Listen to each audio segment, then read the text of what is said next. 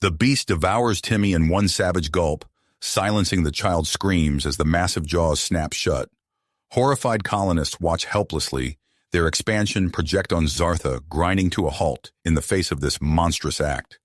Henry Russell, the seasoned explorer leading the settlement, stands frozen, his fists clenched in rage and grief. Karina, the Wagner diplomat, steps forward, her alien features contorted with a mix of sorrow and resignation. "You must not challenge the beast," she warns, her voice trembling. "Our laws forbid it. It is a force of nature, unstoppable and sacred." Henry's eyes, filled with anguish, lock onto Karina's. "That thing just ate a child. Our child. There's no force in this universe that can stop me from hunting it down." The colony erupts into chaos. Sirens blare as the emergency evacuation begins. Colonists scramble to board ships, abandoning the vital terraforming equipment that represents humanity's foothold on this alien world. The future of the Zartha colony hangs by a thread. In the command center, Henry assembles a team of the colony's best hunters and soldiers. They arm themselves with the most advanced weapons Earth has to offer, preparing for a perilous journey into the beast domain. Maps of the alien wilderness sprawl across holographic displays, marking known dangers and unexplored territories. Meanwhile, Karina rushes to the Wagner elders, her robes fluttering as she delivers the news of Henry's intentions. The revelation sparks an immediate political crisis. The religious faction demands the humans' expulsion, their voices rising in anger. A smaller group, however, whispers support for Henry's mission, seeing an opportunity for change. As word of Timmy's death reaches Earth, public outrage swells. The interstellar government convenes emergency sessions, debating whether to cut their losses and abandon the Zartha colony altogether. Henry leads his team into the alien wilderness, their boots crunching on the phosphorescent soil.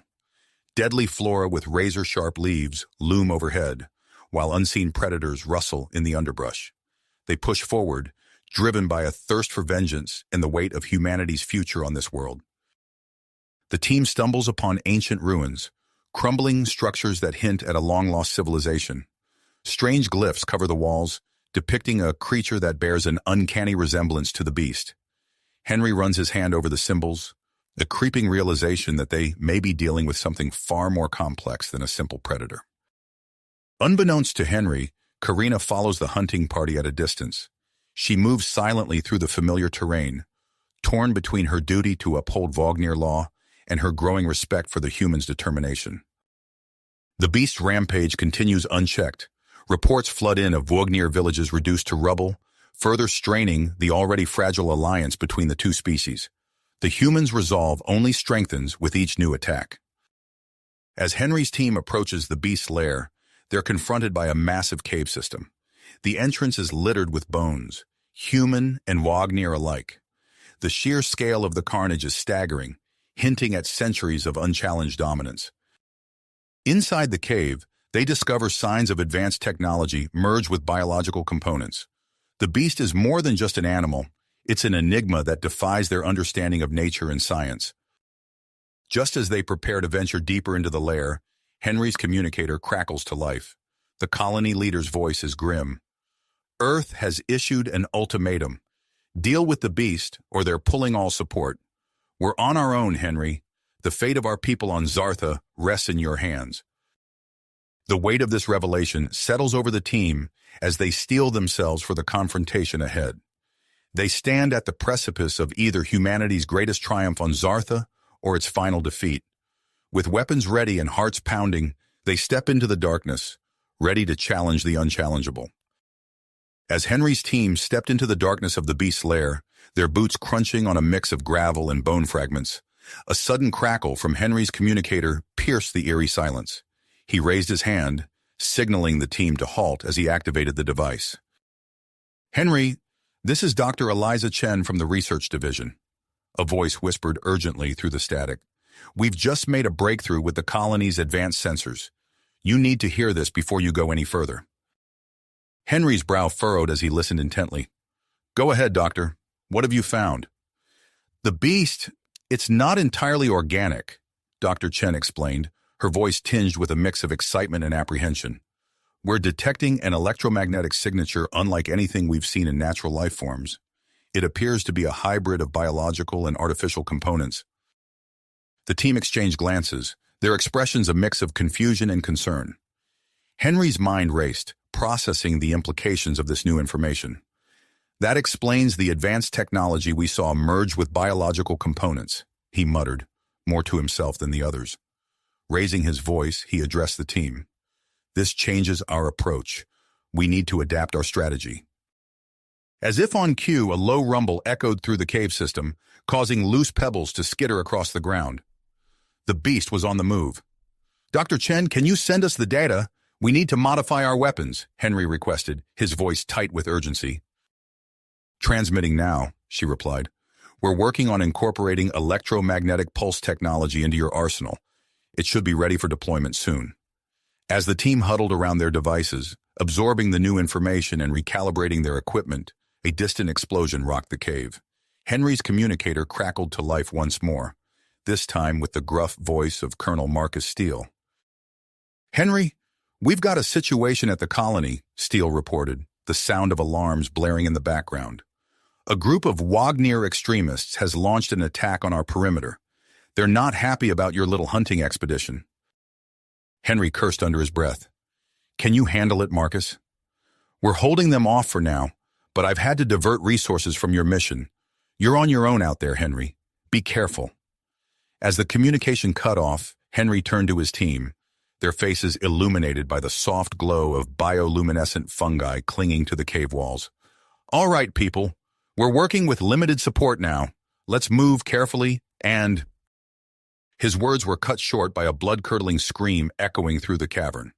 The team spun around to see Private Rodriguez entangled in a mass of writhing, vine-like tendrils that had burst from the cave floor.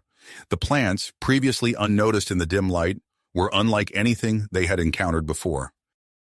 "Carnivorous flora," shouted Dr. Yasmin Ali, the team's xenobiologist. "Don't let the tendrils touch you. The sap is highly corrosive." The team sprang into action, their weapons blazing as they attempted to free Rodriguez. But it was too late.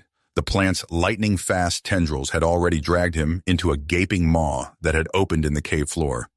His screams were abruptly silenced as the bizarre organism consumed him.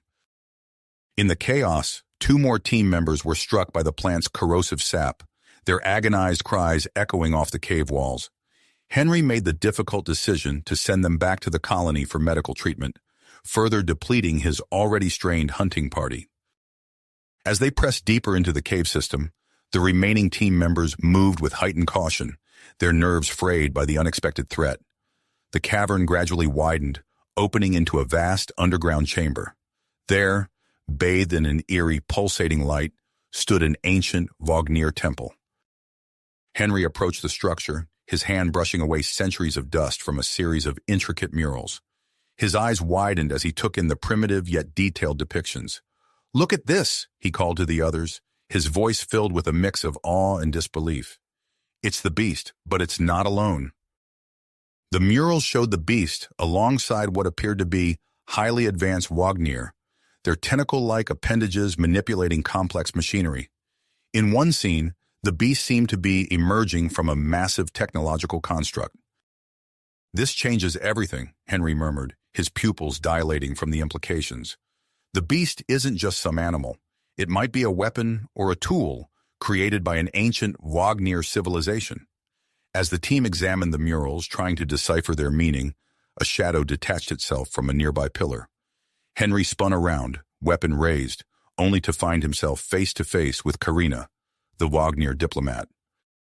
"I can explain," she said, raising her hands in a gesture of peace. "But first, you need to know that you're not alone in wanting to end the beast's reign of terror." Henry lowered his weapon slowly, his eyes never leaving Karina's alien features. "Go on," he said, his voice tight with suspicion. Karina took a deep breath, her tentacles rippling with nervous energy. "I represent a secret faction of Wagner progressives. We believe it's time for change, time to challenge the old ways. We want to help you, Henry. I can guide you through this treacherous terrain and share what we know about the beast from our legends." As Henry considered Karina's offer, weighing the potential benefits against the risks of trusting her. A low, rumbling roar echoed through the cavern. The beast was close, and it was angry. The team's comm units crackled to life once more, Colonel Steele's voice cutting through the tension. "Henry, we've got another problem. Earth just called.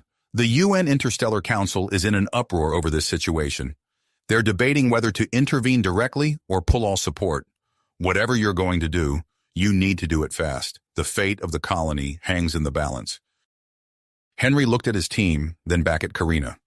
Time was running out, and they needed every advantage they could get. With a nod, he made his decision. "All right, Karina, you're with us. Now tell us everything you know about this beast. We've got a monster to hunt, and the clock is ticking." As Karina began to speak, the cave trembled once more. Somewhere in the darkness ahead, the beast awaited its challengers, a living weapon from an ancient past about to collide with humanity's uncertain future on Zartha. Zartha. As Karina began sharing her knowledge of the beast, the cavern shuddered once more, the sound of falling rocks echoing through the ancient temple. Henry raised his hand, silencing the group. "We need to move. Now." The team quickly gathered their equipment and followed Karina deeper into the cave system. As they navigated the treacherous terrain, Karina's voice was barely audible above the sound of their footsteps and the distant roars of the beast. "The beast is not just a creature," she explained, her tentacles gesticulating as she spoke. "It's a relic from our past, a weapon created by our ancestors to defend against threats we can scarcely imagine." The group emerged into a vast underground chamber, its walls adorned with intricate murals depicting scenes of ancient warfare. Karina pointed to one particularly striking image, showing the beast towering over a field of fallen enemies. "Our legends speak of a time when the beast was controlled by our most skilled technomancers," she continued. "But something went wrong. The beast turned on its creators, and they were forced to seal it away." Henry's communicator crackled to life once more. "Henry, this is Dr. Chen. We've finished analyzing the data from the cave system. The beast's electromagnetic signature is fluctuating. We think it might be vulnerable to a concentrated EM pulse." As dawn broke over the alien landscape of Zartha, Henry's team and their newfound Wagner allies gathered at the mouth of the cave system. The first rays of the twin suns cast an eerie glow across the phosphorescent soil, illuminating the determined faces of humans and Wagner alike. Henry addressed the assembled group, his voice steady despite the weight of responsibility on his shoulders. "We have one shot at this. The beast is unlike anything we've ever faced, but together, we have a chance." He quickly outlined the plan, dividing the group into 3 teams. Henry would lead the bait team, consisting of himself, 3 of his most agile human soldiers, and Krelzar with 2 other Wagner hunters. Karina took charge of the support team, tasked with setting up and operating the experimental electromagnetic emitter. Major Derek Hawkins, Henry's second-in-command, would lead the ambush team, positioned strategically in the surrounding vegetation. As the teams moved into position, the ground beneath their feet began to tremble. The beast was stirring, sensing the presence of its prey. Henry nodded to his team, and they sprang into action, activating noisemakers and deploying scent lures designed to attract the creature's attention. A deafening roar shook the air as the beast emerged from its lair. Even after all they had seen and heard, nothing could have prepared them for the sight of the colossal chimera. Its body was a nightmarish fusion of organic tissue and gleaming metal, with tentacles of living steel writhing from its torso. Its eyes, pulsing with an otherworldly intelligence, fixed upon Henry's team. "Now!" Henry shouted, and the bait team began their carefully choreographed retreat. They weaved through the alien landscape, leaping over bioluminescent fungi and ducking under razor-sharp leaves. The beast pursued with terrifying speed and agility, its massive form surprisingly nimble as it navigated the treacherous terrain. As they approached the clearing where the support team waited, Henry could hear the hum of the electromagnetic emitter powering up. The air crackled with energy, and suddenly the beast let out a piercing shriek of pain and confusion. Its movements became erratic, metallic components sparking and malfunctioning. Seizing the moment, Major Hawkins gave the signal, and the ambush team opened fire.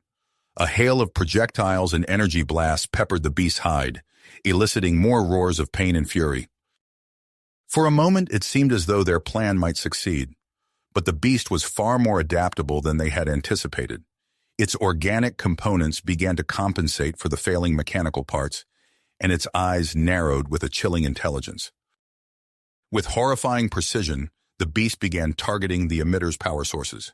Its tentacles lashed out, crushing delicate equipment and scattering the support team. Henry made a split-second decision. "Krelzar, fall back with the others," he shouted to his Wagner allies. "We'll draw its attention." He and his human soldiers pushed forward, firing their weapons and shouting to keep the beast's focus on them. The gambit worked, but at a terrible cost. 2 of Henry's men were caught by the beast's metallic tentacles. Their screams cut short as they were crushed in its grip. As the situation spiraled out of control, a figure emerged from the shadows of the alien forest. Dr. Alara Voss, a xenobiologist long thought dead, ran towards them, her eyes wide with urgent knowledge. "Henry," she called out, "the beast, it's not just organic and mechanical, it's made of programmable matter." Henry's mind raced, processing this new information even as he dodged another of the beast's attacks. He keyed his communicator. "Dr. Chen, did you get that? We need a new plan. Fast." As the beast bore down on them, Henry and his remaining allies regrouped, desperately searching for a way to turn Dr. Voss's revelation into a strategy that could save not just their lives, but the future of human-Wagner relations on Zartha. Zartha. As Dr. Voss's words sank in, Henry's mind raced with the implications. Programmable matter. It was a game-changer. "Dr. Chen, we need to recalibrate the electromagnetic emitter," Henry barked into his communicator. "Focus on disrupting the beast's ability to maintain its form." "On it," Dr. Chen's voice crackled back. "But it'll take time." Henry turned to his team, his eyes blazing with renewed perseverance. "Major Hawkins, you're with me. We're going to buy them that time." Without waiting for a response, Henry plunged into the dense alien foliage. Hawkins hot on his heels. The beast's roars echoed through the air, growing closer with each passing second.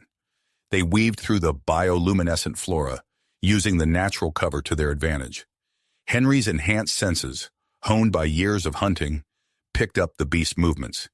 He signaled to Hawkins, and they burst from their hiding spot, weapons blazing. Their firepower, now informed by Dr. Voss's revelation, struck the beast with newfound effectiveness.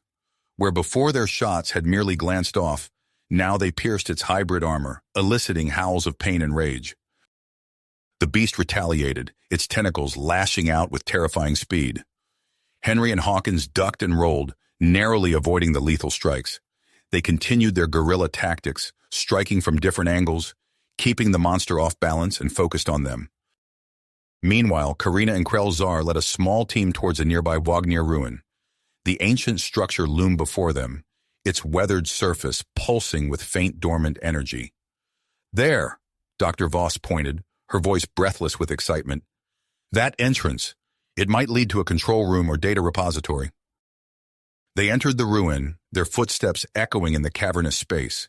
Karina's tentacles quivered with anticipation as she approached a dust-covered console. Drawing on her diplomatic training and knowledge of Wagner lore, she began to decipher the ancient symbols. "It's responding to my touch," she murmured, her eyes wide with wonder.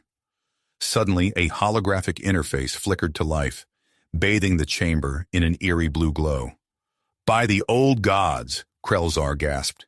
"It's the beast, but not as we know it now." The hologram displayed schematics of the beast in its original form, a marvel of biotechnology designed to protect the Wagner civilization from external threats. The implications were staggering. Back on the battlefield, Henry and Hawkins continued their relentless assault. The beast's movements had become more erratic, its form shifting and wavering under the constant barrage. Suddenly, Colonel Steele's voice cut through the chaos. "Henry, the Wagner extremists have breached our outer defenses. We can't hold out much longer without reinforcements." Henry gritted his teeth. The stakes had just gotten higher. Failure now meant not just their lives, but the entire human settlement on Zartha. "Dr. Chen, status on that emitter?" Henry shouted into his comm. "Ready," came the reply. "Activating now." A wave of pulsing energy washed over the battlefield. The beast let out a deafening shriek, its body convulsing and shifting erratically. Seams appeared in its armor, revealing the complex lattice of programmable matter beneath. "Now!" Henry roared, signaling to his team. They concentrated their fire on the exposed weak points, each shot finding its mark with devastating precision. In the ancient ruin, Karina's manipulations of the holographic interface had yielded crucial information. "We found a set of command protocols," she reported to Henry. "They could override the beast's core programming, but we need direct physical contact with a specific node on its body." Krelzar stepped forward, his posture resolute. "I'll do it. My knowledge of Wagner physiology makes me the best candidate." As Krelzar raced towards the battlefield with the ancient Wagner device, the beast unleashed a new threat. Smaller, drone-like entities split off from its body, swarming towards the emitter and support team. "Hawkins, protect that emitter!" Henry ordered, redirecting his own fire to intercept the drones. The battlefield devolved into chaos. Henry's team fought on multiple fronts, their weapons tracking targets in all directions. The air filled with the scream of energy weapons and the metallic shriek of destroyed drones. Krelzar arrived, clutching the ancient device. "I need to get close," he shouted over the din of battle. Henry nodded grimly. "We'll create an opening. Be ready." With a series of hand signals, Henry coordinated a concentrated assault. His team poured fire into a single point on the beast's writhing form, creating a momentary vulnerability. Krelzar seized the opportunity. He sprinted forward, dodging tentacles and drones with inhuman agility. In a leap that seemed to defy gravity, he landed on the beast's back, clinging to its thrashing form. "The node!" Karina's voice crackled through the comm. "Look for a pulsing blue light." Krelzar's eyes darted across the beast's surface, searching desperately. There, a faint blue glow pulsed beneath a layer of shifting armor. He slammed the ancient device against it, activating the override sequence. The beast's howl of fury shook the very ground. Its body convulsed violently, nearly throwing Krelzar off. The Wagner clung on with dogged persistence, his tentacles wrapped tightly around the device as it interfaced with the beast's systems. Henry and his team fought with renewed vigor, keeping the swarming drones at bay. The electromagnetic emitter groaned under the strain, arcs of energy dancing across its surface. "It's overloading," Dr. Chen's panicked voice came through the comm. "We can't maintain this output much longer." The battle hung on a knife's edge. Krelzar's tentacles trembled with the effort of maintaining contact, the override sequence inching forward agonizingly slowly. The beast thrashed and roared, its form flickering between solid and liquid states as it fought against the intrusion into its core systems. Henry watched, his breath caught in his throat, as the fate of their mission, and perhaps the entire colony, balanced on the outcome of this high-stakes endeavor. The emitter's whine reached a fever pitch. The drones pressed their attack with increasing ferocity, and all eyes turned to Krelzar and the violently convulsing beast. Just as it seemed the creature would finally shake off its assailants, Henry made a split-second decision. "Hawkins," he shouted over the din of battle, "take command of the perimeter. Hold those drones back." Without waiting for a response, Henry activated his powered exosuit's jump boosters. He launched himself through the air, dodging flailing tentacles and debris as he arced towards the beast's massive form. With practiced precision, he landed near Krelzar, the impact sending shockwaves through the creature's unstable body. "Let's finish this," Henry grunted, grabbing onto the ancient Wagner device alongside Krelzar. Together, they worked to stabilize it, their combined strength keeping it pressed against the pulsing blue node. Dr. Voss's voice crackled over the comm. "The beast is trying to reconfigure its programmable matter to reject the override. I'm seeing a pattern in its movements." Her fingers flew over a portable scanner, eyes darting between readouts. Suddenly, she pointed to several spots on the beast's writhing form. "There! Those are the weak points in its reconfiguration process. Target them!" Dr. Chen's team scrambled to adjust the failing emitter, its high-pitched whine growing more intense by the second. Arcs of energy danced across its surface as they pushed it beyond its limits, focusing its output on the vulnerabilities Dr. Voss had identified. The beast let out a bone-shaking roar, its entire body convulsing. Henry and Krelzar clung on desperately, their muscles straining against the violent motion. The override sequence inched forward, agonizingly slow. Suddenly, the creature reared up, nearly vertical.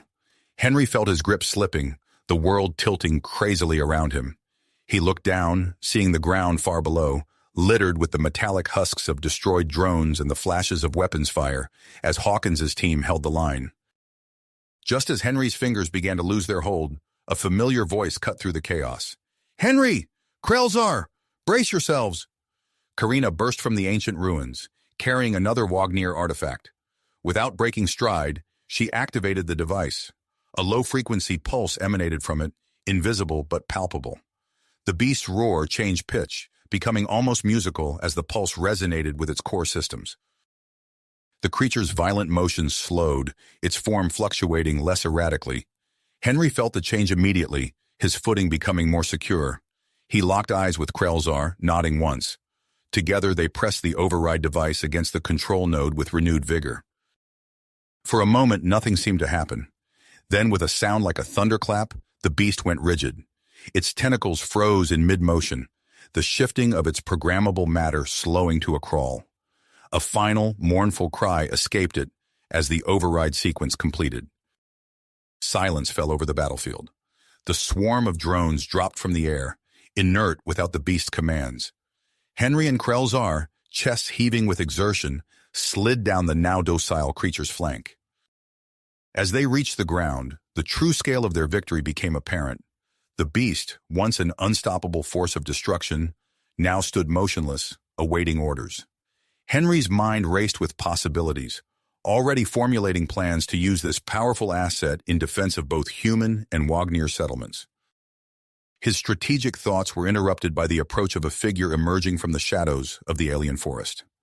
An elderly Wagner, his tentacles bearing the intricate markings of a high-ranking elder, stepped into view. "I am Zahler," the Wagner announced, his voice carrying an unmistakable tone of authority. "I have observed your battle, and I bring grave news." Henry straightened, instinctively sensing the weight of the moment. "What news, Elder Zahler?"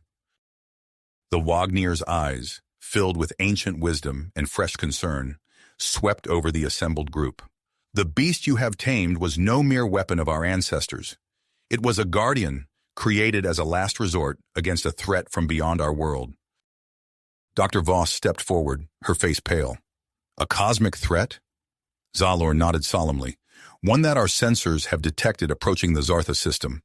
The beast's rampage was triggered by this detection, a failsafe we had long forgotten." The implications of this revelation hit Henry like a physical blow. The entire context of their mission, of the conflict between humans and Wagners, shifted in an instant.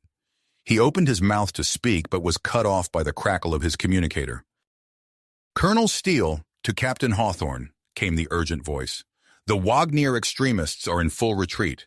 We've secured the colony perimeter, but the political situation is deteriorating rapidly. The settlers are calling for retaliation." Henry closed his eyes briefly, feeling the weight of command settle heavily on his shoulders. When he opened them again, his gaze was steel, his voice steady. "Understood, Colonel. Hold position and maintain defensive operations. I'll be there shortly to brief you on some significant developments." He turned to his team, each face showing a mix of exhaustion and dawning realization of the challenges ahead. "Dr. Voss, Karina, I need you to continue studying this Wagner technology. We need to understand everything we can about the beast and these artifacts." They nodded, already moving towards the ancient ruins with renewed purpose. "Major Hawkins," Henry continued, "start integrating what we've learned about Wagner defenses into our own. We need a unified strategy." As Hawkins saluted and moved off, barking orders to his team, Henry turned to Krelzar and Elder Sailor. The human captain and the two Wagners regarded each other for a long moment, the weight of their shared history and shared future hanging between them. "We have much to discuss," Henry said finally, "and not much time to do it." As they began to walk towards the human settlement, Henry couldn't shake the feeling that this victory, hard-won as it was, might be just the beginning of an even greater struggle. The beast, now under their control, loomed behind them, a powerful asset, but also a stark reminder of the unknown dangers that lay ahead. The enormity of the situation deeply affected on Henry as he led the unlikely group towards the human settlement. As they approached the colony's perimeter, the signs of recent conflict were evident. Scorch marks scarred the defensive walls, and maintenance crews worked tirelessly to repair damaged sections. The air hung thick with tension, a palpable reminder of the hostilities that had nearly torn their fledgling society apart. Henry's comm unit crackled to life. "Captain Hawthorne, this is Security Chief Reyes. We've got a situation at the main gate. A large group of colonists has gathered, demanding answers." "Understood," Henry replied, quickening his pace. "I'm on my way. Keep things calm until I arrive." As they rounded the final bend, Henry saw a sea of anxious faces.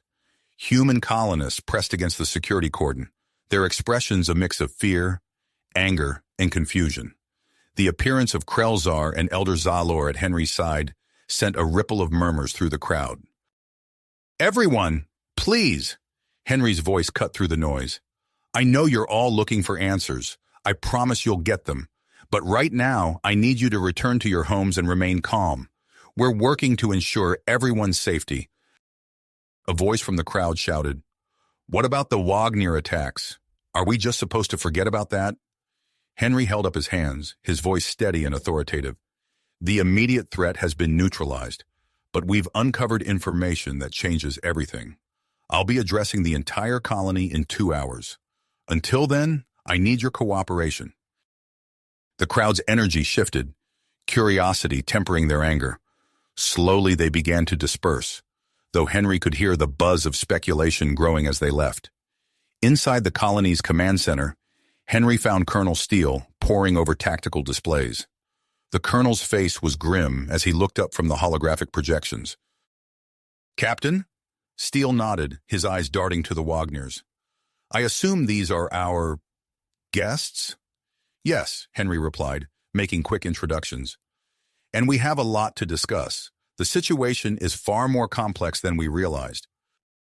Over the next hour, Henry and the others briefed Colonel Steele on the true nature of the beast, the ancient Wagner defenses, and the looming cosmic threat.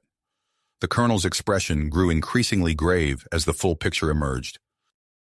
"This changes everything," Steele said, running a hand through his graying hair. "But convincing everyone to work together after what's happened, it won't be easy." Henry nodded, his mind already racing ahead. "We need a summit. Key leaders from both sides, neutral ground. The clearing near the ruins would work." "I can help facilitate that," Elder Zalor offered, his tentacles weaving a complex pattern that Henry had come to recognize as a sign of deep thought. "There are progressive factions among my people who will listen." As they hammered out the details, a priority message flashed across the command center's main screen. Henry's eyebrows rose as he read the incoming transmission. "It seems Earth has taken an interest in our situation," he said, turning to the others. "They're sending an ambassador, someone named Thorne." Colonel Steele's eyes widened in recognition. "Ambassador Thorne? I've heard of him. Tough negotiator, known for handling impossible situations. This could complicate things." "Or it could be exactly what we need," Henry countered, his mind already calculating the possibilities. "If we can get Thorne on our side, it could lend legitimacy to our alliance." As the group continued to plan, Dr. Voss burst into the command center, her eyes alight with excitement. "Captain, we've made a breakthrough with the beast. You need to see this." Henry followed her to a makeshift lab where a team of human and Wagner scientists huddled around a pulsing fragment of the beast's programmable matter. As they watched, the material shifted and reformed, responding to command's input through a hybrid interface of human and Wagner design. "It's incredible," Dr. Voss breathed, her fingers dancing across the control panel. "The potential applications are, well, they're beyond anything we've seen before." Henry watched in amazement as the programmable matter formed complex structures, each more intricate than the last. His mind raced with the possibilities, seeing not just a weapon, but a tool that could reshape their entire approach to planetary defense. This could be the key, he said, his voice low with awe. If we can harness this on a larger scale. A loud alarm cut through the air, shattering the moment of scientific wonder. Colonel Steele's voice boomed over the colony-wide comm system. All personnel to battle stations. We have multiple unidentified objects approaching the Zartha system. This is not a drill. Repeat, this is not a drill. Henry's blood ran cold as he locked eyes with Dr. Voss. The cosmic threat Zalor had warned them about had arrived far sooner than anyone had anticipated. With the summit yet to take place and their alliance still fragile, they were woefully unprepared for what was coming. As Henry raced back to the command center, his mind whirled with the enormity of the task before them. They needed to unite two distrustful species, harness technology they barely understood, and prepare for an invasion unlike anything they had ever faced. And they had to do it all while racing against a clock that had just started ticking far too loudly. The command center was a flurry of activity when Henry arrived. Holographic displays showed the incoming objects, their trajectories a web of ominous red lines converging on Zartha. Colonel Steele stood at the center of the storm, barking orders and coordinating their limited defensive capabilities. "What's our time frame?" Henry asked, stepping up to the main display. Steele's face was grim. "At current speeds, we have just under 3 months before they reach us." 3 months. It wasn't nearly enough time, but it was all they had. Henry took a deep breath, steeling himself for the challenges ahead. "All right," he said, his voice cutting through the chaos of the command center. "Here's what we're going to do." "Do?" Henry's voice was firm, his eyes scanning the room. "We need to mobilize every resource we have. This is no longer just about Zartha. It's about the survival of both our species." The next few weeks passed in a blur of activity. The beast, once a symbol of destruction, became the centerpiece of their defensive strategy. Henry found himself at the heart of an unprecedented alliance, coordinating efforts between humans and Wagnirs with a sense of urgency that permeated every action. On a sweltering afternoon, Henry stood at the edge of a vast construction site on Zartha's equator. The beast towered above them, its programmable matter shifting and flowing as it worked to construct a massive energy shield generator. Dr. Voss stood beside him, her face illuminated by the glow of a holographic display. "The integration of human and Wagnir technology is progressing faster than we anticipated," she said, her fingers dancing across the controls. "But we're encountering some unexpected issues." As if on cue, a ripple of distortion swept through the air. Henry felt a momentary sensation of weightlessness before gravity reasserted itself. Around the construction site, smaller objects began to float, caught in localized gravitational anomalies. "What's happening?" Henry demanded, steadying himself against a nearby console. Dr. Voss frowned, her fingers flying over the controls.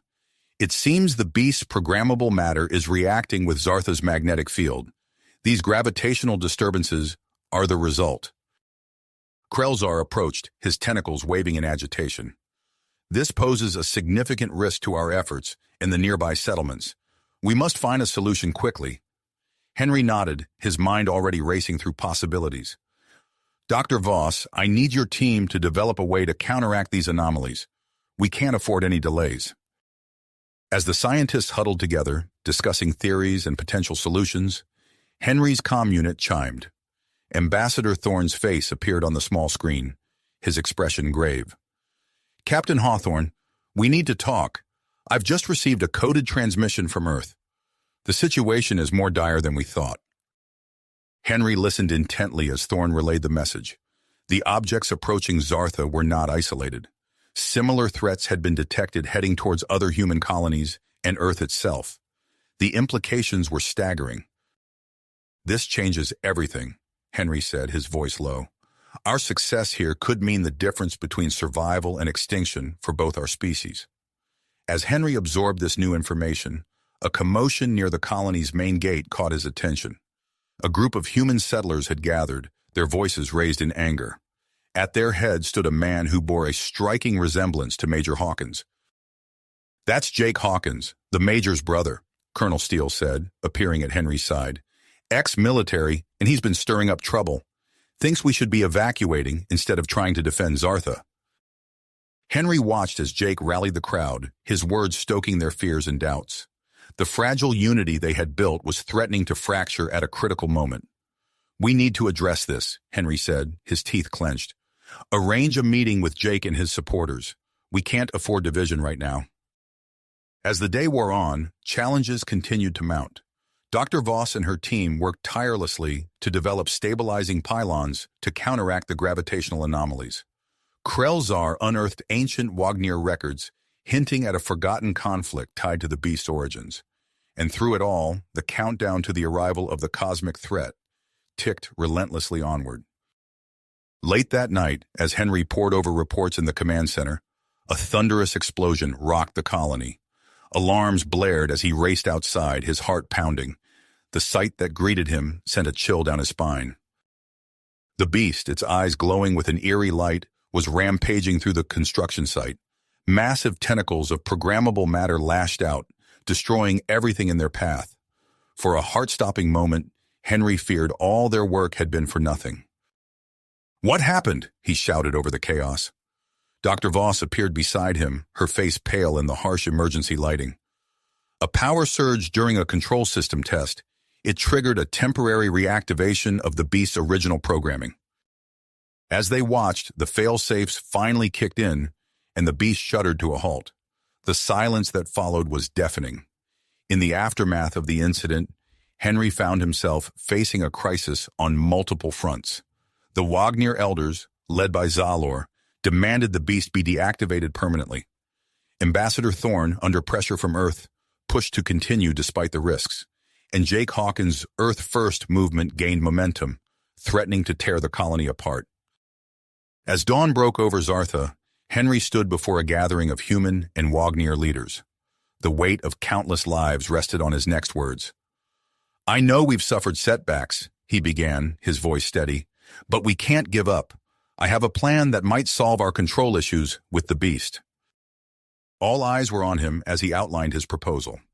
Using the ancient Wagner ruins as a template, they would create a more stable control system. It was a daring plan, one that would require a dangerous expedition into unexplored regions of Zartha. "I'll lead a small team to the largest ruins," Henry continued. "Dr. Voss, Krelzar, and Major Hawkins will accompany me. We leave at first light tomorrow." As the meeting dispersed, Henry caught sight of Jake Hawkins in the distance, addressing a growing crowd of supporters. The colony was a powder keg, and time was running out. That night, as Henry made final preparations for the expedition, he gazed up at the star-filled sky. Somewhere out there, an unimaginable threat was bearing down on them. The fate of not just Zartha, but potentially multiple worlds hung in the balance. With the first light of dawn, Henry and his team set out into the uncharted wilds of Zartha. Behind them, the colony held its breath, pinning its hopes on their success. As they disappeared into the alien landscape, Henry couldn't shake the feeling that this journey would test them in ways they couldn't possibly imagine. As they ventured deeper into the alien wilderness, the lush vegetation of Zartha closed in around them, creating a claustrophobic tunnel of vibrant purples and blues. The air hung heavy with unfamiliar scents, a mixture of sweet nectar and earthy decay. Dr. Voss consulted her handheld scanner, frowning at the readings. "The electromagnetic interference is getting worse. Our nav systems are barely functioning." As if to underscore her point, a brilliant flash of light split the sky, followed by a deafening crack of thunder. The team instinctively ducked, their eyes wide as arcs of electricity danced between the towering flora. "Zarthan thunderstorms," Krelzar explained, his tentacles twitching nervously. "They can appear without warning and last for days." Henry wiped the sweat from his brow, his eyes scanning the horizon. "We need to find shelter and wait it out. Any ideas?" Major Hawkins pointed to a rocky outcropping in the distance. "There, looks like it might have some caves." They made their way through the intensifying storm, fighting against howling winds and stinging rain. As they reached the relative safety of the caves, a bolt of lightning struck a nearby tree, sending it crashing to the ground in a shower of sparks and splinters. Inside the cave, they caught their breath and took stock of their situation. Henry activated a portable light, illuminating the rough stone walls. As the beam swept across the cavern, Dr. Voss let out a gasp. "Look at this," she said, running her hand along a series of intricate symbols carved into the rock face. "These are Wagner glyphs, ancient ones." Krelzar leaned in, his eyes widening. "She's right. This is no ordinary cave. We've stumbled upon something far more significant." As they explored deeper into the cave system, the rough natural walls gave way to smooth engineered surfaces. Bioluminescent fungi cast an eerie blue glow, revealing vast chambers filled with dormant machinery. Dr. Voss approached a central console, her fingers hovering over unfamiliar controls. "This technology, it's like nothing I've ever seen. It makes our most advanced systems look primitive by comparison." Henry nodded, his eyes scanning the room. "This has to be what we're looking for, a way to control the beast." As Dr. Voss began to examine the console more closely, a low hum filled the air. The team tensed, hands moving to their weapons. Suddenly, a panel in the far wall slid open, revealing a swarm of metallic spheres. They hovered for a moment before their surfaces bristled with an array of deadly-looking appendages. "Defense drones!" Krelzar shouted, diving for cover. The cave erupted into chaos as the ancient guardians attacked. Energy bolts sizzled through the air, leaving scorch marks on the walls. Henry and Major Hawkins returned fire, their weapons seeming woefully inadequate against the advanced Wagner technology. "Krelzar!" Henry called out over the din of battle. "Any weak points?" The Wagner scientist studied the drones intently, his tentacles weaving complex patterns as he thought. "The stabilization array, bottom left quadrant." With practiced precision, Henry and Hawkins adjusted their aim. Their shots found their mark, and several drones spiraled out of control, crashing into the cavern walls. As the battle raged, Dr. Voss worked frantically at the console, her fingers flying over the alien controls. "If I can just... There!" The remaining drones froze in midair, their weapons powering down. The sudden silence was deafening. "Nice work, Doctor," Henry said, lowering his weapon. "What did you find?" Dr. Voss's eyes were wide with excitement. "This isn't just a control center, it's an entire city, built by the ancient Wagners as a last line of defense against some cosmic threat." Before they could digest this information, Henry's comm unit crackled to life. Colonel Steele's voice came through, tight with tension. "Captain, we've got a situation. Jake Hawkins and his Earth First movement have taken control of the eastern sector. They're threatening to sabotage the shield generator project." Henry's eyes hardened. "Understood, Colonel. We'll double-time it back. We may have found something that can turn the tide." As the team prepared to leave, Krelzar called out from a side chamber. "Wait, you need to see this." They rushed over to find Krelzar standing before a row of sleek metallic pods. All but one were dark and lifeless. The last pod, however, hummed with energy, its surface frosted over. "A stasis chamber," Dr. Voss breathed, "and it's still active." Henry stared at the pod, his mind racing. The being inside could hold the key to their survival, but awakening it could also pose unforeseen dangers. After a moment of tense deliberation, Henry made his decision. "Wake it up. We need all the help we can get." Dr. Voss carefully operated the ancient controls. With a hiss of escaping gases, the pod opened, revealing a male Wagner. His skin was a pale blue, marked with intricate patterns that seemed to pulse with inner light. The ancient being's eyes snapped open, darting around in confusion before settling on Krelzar. In a voice that sounded like grinding stone, he spoke in the ancient Wagner tongue. Krelzar responded, his tentacles moving in complex gestures as he explained their situation. The ancient Wagner listened intently, his expression growing grave. Finally, he turned to Henry and spoke in halting English. "I am Zix Vile, creator of Beast. I help." As Zix Vile climbed unsteadily from the pod, Henry's comm unit chimed again. The message that came through sent a chill down his spine. "Captain?" Colonel Steele's voice was tight with fear. "Long-range sensors just picked up new data. The cosmic threat, it's accelerated. We have 1 month, maybe less." Henry looked at his team, at the ancient Wagner who might hold the key to their survival, and at the incredible technology surrounding them. They had the pieces of the puzzle, but time was running out. "All right," he said, his voice steady despite the weight of responsibility. "Let's move. We've got a colony to save and a cosmic threat to stop." As they made their way back through the caverns, Henry couldn't shake the feeling that the real challenges were only just beginning. The fate of two civilizations now rested on their ability to unite a fractured colony, harness ancient technology, and prepare for a threat beyond imagination. And they had to do it all in less than a month. The gravity of their situation deeply affected on Henry as they began their journey back to the colony. Their progress, however, was far from smooth. The Zarthan wilderness seemed determined to impede their return at every turn. Violent electrical storms erupted with increasing frequency, forcing the team to seek shelter in narrow caves and crevasses. During one particularly intense squall, they huddled in a shallow rock formation, watching as lightning struck a nearby tree, splitting it clean in two with a deafening crack. "This weather's unlike anything I've ever seen," Dr. Voss shouted over the howling wind, her hair plastered to her face. "It's as if the planet itself is trying to stop us." Zix-Viel, the ancient Wagnir, observed the chaos with an unnerving calm.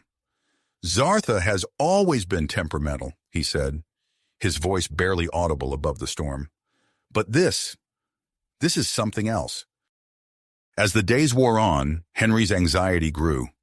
Each delay, each detour, meant precious time lost. The colony needed them, needed the information and technology they'd discovered. And with every passing hour, the cosmic threat drew nearer. When they finally crested the last hill overlooking the colony, Henry's heart sank. The scene before them was one of chaos and division. Plumes of smoke rose from several buildings, and the sound of sporadic weapons fire echoed across the settlement. "What the hell happened here?" Major Hawkins muttered, his hand instinctively moving to his sidearm. As they approached the outskirts of the colony, they were met by a group of harried-looking security officers led by Colonel Steele. The colonel's face was a mask of nearly unleashed fury. "Captain Russell," Steele said, his voice tight, "we've got a situation. Jake Hawkins and his Earth First movement have taken control of the eastern sector. They've sabotaged parts of the shield generator project and are blocking Wagnir access to key facilities." Henry's mind raced, processing the implications. "How many are with him?" "Too many," Steele replied grimly. "We're stretched thin trying to maintain order and protect what's left of the project." As they made their way through the colony, the extent of the damage became clear. Barricades had been erected at major intersections, manned by armed humans eyeing them suspiciously. Wagnir workers huddled in small groups, clearly afraid to venture out. The appearance of Zix-Viel caused an immediate stir. Wagnir stopped and stared, their tentacles twitching in what Henry had come to recognize as a sign of agitation. Even some humans paused, gawking at the ancient being. "We need to call a meeting," Henry said, turning to Steele. "Get Ambassador Thorne and Zoller. We have information that changes everything." Within the hour, they were gathered in the command center. Henry quickly briefed them on their expedition's findings and introduced Zix-Viel. The ancient Wagnir's revelation about the true nature of the approaching threat sent shockwaves through the room. "Terraforming machines?" Ambassador Thorne repeated, her face pale. "Not an invasion force?" Zix-Viel nodded solemnly. "Created by a long-extinct race, they transform planets indiscriminately, regardless of existing life." "And the beast?" Zoller asked, his tentacles curling tightly. "It was designed to counter these machines," Zix-Viel explained. "But awakening its full potential is risky. Without proper control, it could become an even greater threat." Before they could fully digest this information, alarms blared throughout the facility. Colonel Steele rushed to a nearby console, his face hardening as he read the incoming reports.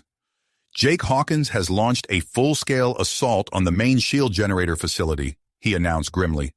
"They're armed with stolen weapons and explosives." Henry's mind raced, weighing their options. They needed to repel this attack, but they also needed to implement Zix-Viel's plan to enhance the beast's control system. "Dr. Voss, Krelzar," he said, his voice steady despite the chaos. "Work with Zix-Viel on the control system. Major Hawkins, you're with me. We need to stop Jake before he destroys our only hope of survival. As Henry and Major Hawkins led a mixed team of human and Wagner defenders towards the besieged facility, the colony erupted into all-out war, the air filled with the sound of weapons fire and the acrid smell of smoke. They fought their way through the streets, taking cover behind overturned vehicles and rubble. Jake's forces were well-armed and desperate, making each meter gained a hard-fought victory. Inside the shield generator facility, Dr. Voss, Krelzar, and Zix worked frantically to integrate the ancient Wagner technology with their modern systems. Sparks flew as they spliced cables and reconfigured control panels. "This is impossible," Dr. Voss muttered, wiping sweat from her brow. "The systems are too different." Zixavil's tentacles danced over the controls, his ancient knowledge guiding their efforts. "Not impossible," he said, "just improbable." As the battle raged outside, a new alarm sounded. Krelzar rushed to check the long-range sensors, his eyes widening in horror. "The first wave of terraforming machines has entered the system," he announced, his voice trembling. "We have hours at most." Henry's voice crackled over the comm system, punctuated by the sound of nearby explosions. "We're out of time. Activate the beast, now!" Dr. Voss hesitated, her hand hovering over the activation switch. "The control system isn't fully tested. We don't know if—" "Do it!" Henry's voice cut through her doubts. With a deep breath, Dr. Voss flipped the switch. For a moment, nothing happened. Then the ground began to tremble. Outside, both attackers and defenders paused as the massive form of the beast rose from its containment area. Its programmable matter shifted and swirled, parts of it still taking shape as it moved towards the battle. Jake Hawkins, seeing his plans unraveling, shouted to his followers, "Take it down! It's our only chance!" As the beast lumbered into the fray, chaos erupted anew. Some fighters fled in terror, while others stood transfixed. The beast's actions grew increasingly erratic, its massive limbs swinging wildly, causing damage to both sides. Henry watched in horror as the creature he had hoped would be their salvation threatened to become their doom. The shield generator facility, their last line of defense against the approaching terraformers, was now caught between two destructive forces. With the fate of Zartha hanging in the balance, Henry knew he had to make a decision. They needed to regain control of the beast, unite their fractured forces, and prepare for the impending arrival of the alien machines. But as he looked at the scene of destruction before him, one question burned in his mind. How? How could they possibly regain control of this situation? The beast's massive form towered over the battlefield, its limbs swinging wildly, crushing vehicles and buildings alike. The creature that was supposed to be their salvation had become a force of pure destruction, its actions growing more erratic with each passing moment. Henry's comm unit crackled to life. "Captain!" Dr. Voss's voice was barely audible over the chaos. "The control system isn't working as intended. We can't fully direct its actions." "Understood," Henry replied, his mind racing. He surveyed the scene, watching as both human and Wagner defenders scrambled for cover. The shield generator facility, their last hope against the approaching terraformers, stood vulnerable in the midst of the mayhem. "Colonel Steele," Henry barked into his comm, "initiate immediate evacuation of the area. Get everyone away from the shield generator. Priority on civilians and non-essential personnel." "Copy that," Steele responded, his voice tight with tension. As transport vehicles began to move through the streets, collecting terrified colonists, Henry noticed a shift in the opposing forces.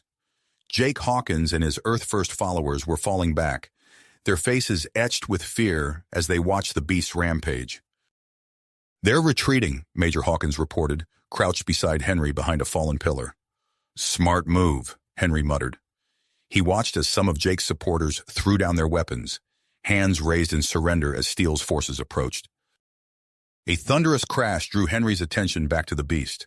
His eyes widened as he saw the creature absorbing debris and technology into its body, its programmable matter shifting and reconfiguring. "Zix, Henry called into his comm. "What's happening to it?" The ancient Wagner's gravelly voice came through, tinged with alarm. "It's evolving, integrating new technology. This is beyond its original parameters. If this continues, it could become more dangerous than the terraformers themselves. Henry's mind raced, searching for a solution. His eyes fell on the electromagnetic emitter they'd used in their first encounter with the beast. "Dr. Voss, Krelzar," he said, "can you reconfigure that emitter? Create a focused electromagnetic pulse to disable its advanced functions?" "Possibly," Dr. Voss replied, "but it'll take time." "Do it," Henry ordered. He turned to Major Hawkins. "Assemble a strike team. We need to keep that thing distracted." Minutes later, Henry led a mixed group of human and Wagner soldiers through the debris-strewn streets. They carried an assortment of advanced weaponry and Wagner artifacts recovered from the underground city. "Remember," Henry shouted as they approached the beast, "we just need to keep its attention. Don't take unnecessary risks." The team spread out, firing their weapons and activating the artifacts. Beams of energy and pulses of strange Wagner tech struck the beast from all sides. It turned, its massive form shifting as it tried to locate the source of the attacks. As they fought, Henry's comm crackled again. "Captain," Ambassador Thorne's voice was grim, "we've received word from Earth. Other colonies have fallen to the terraformers. We're the last line of defense." Henry gritted his teeth, pushing the weight of that revelation aside. He couldn't afford to be distracted now. "Captain Russell," Colonel Steele's voice cut through the chaos, "Jake Hawkins is requesting to speak with you. Says he wants to help." Henry ducked behind a fallen wall, narrowly avoiding a swing from the beast's massive arm. "Put him through," he panted. Jake's voice came through, strained and desperate. "Russell, I was wrong. Let me help. My people will follow me. We can assist in the defense efforts." Henry hesitated for a moment, weighing the risks. "All right," he finally said. "Report to Colonel Steele. He'll give you your orders." As the battle raged on, Dr. Voss's voice came through again. "Captain, we've modified the emitter, but there's a problem. It needs more power than we have available. Using it would leave us defenseless against the terraformers." Henry cursed under his breath. "Zixvile, any ideas?" The ancient Wagner's response was immediate. The underground city's power systems could charge it, but activating the reactor would be lethal. The radiation levels are too high. Before Henry could respond, a deafening rumble shook the ground. The sky darkened as a massive shape began to descend through the atmosphere. "First terraforming machine has entered the atmosphere," Krelzar reported, his voice tight with fear. Henry looked up at the colossal alien construct, then back at the rampaging beast. Time had run out. They needed to act now. "I'll do it," Henry said, his voice steady despite the fear gripping his heart. "I'll activate the reactor." Protests immediately flooded his comm, but Henry cut them off. "This is my responsibility. Dr. Voss, Krelzar, prepare the emitter. Major Hawkins, you're in command of the defense forces. Prepare for a last stand against both the beast and that terraformer." As Henry turned to leave for the underground city, he caught a glimpse of the massive alien machine descending toward Zartha's surface. The ground trembled beneath his feet, and strange energy readings flooded his instruments. He took a deep breath, steeling himself for what lay ahead. The fate of Zartha, of humanity itself, now rested on his shoulders. With one last look at the chaos around him, Henry began his perilous journey to the underground city, knowing that his next actions could determine the future of two civilizations. With this grim reality weighing on his mind, Henry plunged into the depths of the underground city. The ancient corridors stretched before him, dimly lit by emergency lighting that flickered to life as he passed. Henry's footsteps echoed off the metallic walls, creating an eerie chorus that accompanied his desperate journey. He clutched his comm unit, listening intently to Zixvale's instructions as he navigated the labyrinthine passages. "Take the next left," Zixvale's gravelly voice crackled through the device. "The reactor chamber should be at the end of that corridor." As Henry rounded the corner, a thunderous crash reverberated through the structure. The ceiling above him groaned, and a shower of debris rained down. He raised his arms to shield his face, feeling sharp fragments slice into his skin. Gritting his teeth against the pain, he pressed forward. On the surface, the situation was deteriorating rapidly. The beast, now a terrifying fusion of alien biology and colonial technology, tore through the settlement's defenses with renewed vigor. Its massive limbs, partially composed of twisted metal and sparking circuitry, crushed buildings and vehicles alike. Major Hawkins, his face streaked with sweat and grime, barked orders to the combined human-Wagner defense force. "Deploy the stasis fields, sectors 3 and 7. A series of shimmering energy barriers sprang to life, enveloping portions of the beast's writhing form. For a moment, the creature's movement slowed, its limbs seemingly trapped in molasses. But the respite was short-lived. The beast's programmable matter rippled and shifted, adapting to the new threat. Within seconds, it burst free of the stasis fields, its roar of defiance shaking the very ground. Meanwhile, Dr. Voss and Krelzar worked feverishly on the modified electromagnetic emitter. Their makeshift lab was a chaos of wires, components, and hastily scrawled equations. Krelzar's tentacles danced over the device, making minute adjustments with inhuman precision.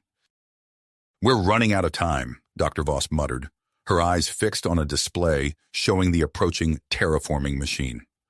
The alien construct dominated the sky, its massive form blotting out the stars. As it descended, the air crackled with energy, and the colony's remaining systems flickered and died. Jake Hawkins, his face a mask of persistence, led a group of his former followers through the colony's winding streets. They moved with purpose, setting up defensive positions and helping Colonel Steele's forces evacuate civilians.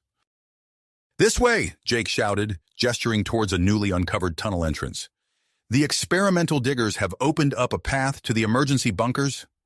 As the evacuation continued, the terraforming machine's influence grew more pronounced. The wind howled, whipping debris through the air with lethal force. Electrical storms lit up the sky, bolts of alien energy striking the ground and leaving glassy craters in their wake. Deep below the surface, Henry finally reached the reactor chamber. The massive room hummed with latent energy, ancient machinery waiting to be awakened. He approached the main control console, his hands hovering over the unfamiliar controls. "I'm here," he panted into his comm. "What now?" Zixvile's voice came through, tinged with urgency. "You must initiate the activation sequence. But be warned, the process is dangerous. The radiation levels—" "I understand the risks," Henry cut him off. "Just tell me what to do." Following the ancient Wagner's instructions, Henry began the complex process of bringing the reactor online. Lights flared to life around him, and the hum of machinery grew to a deafening roar. Warnings flashed across the console, indicating dangerous energy surges and failing containment systems. As Henry worked, a new alert caught his attention. The reactor's fail-safe systems had activated, demanding additional authorization. A neural interface port extended from the console, its purpose clear. "Zixvale," Henry called out, his voice tight. "There's some kind of neural interface. Is this part of the process?" The comm crackled with static before the Wagner's reply came through. "No, it's a security measure. You'll have to interface directly with the city's systems to override it.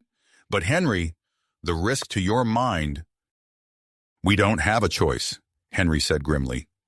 He took a deep breath, steeling himself for what was to come. With a swift motion, he connected the interface to his temple.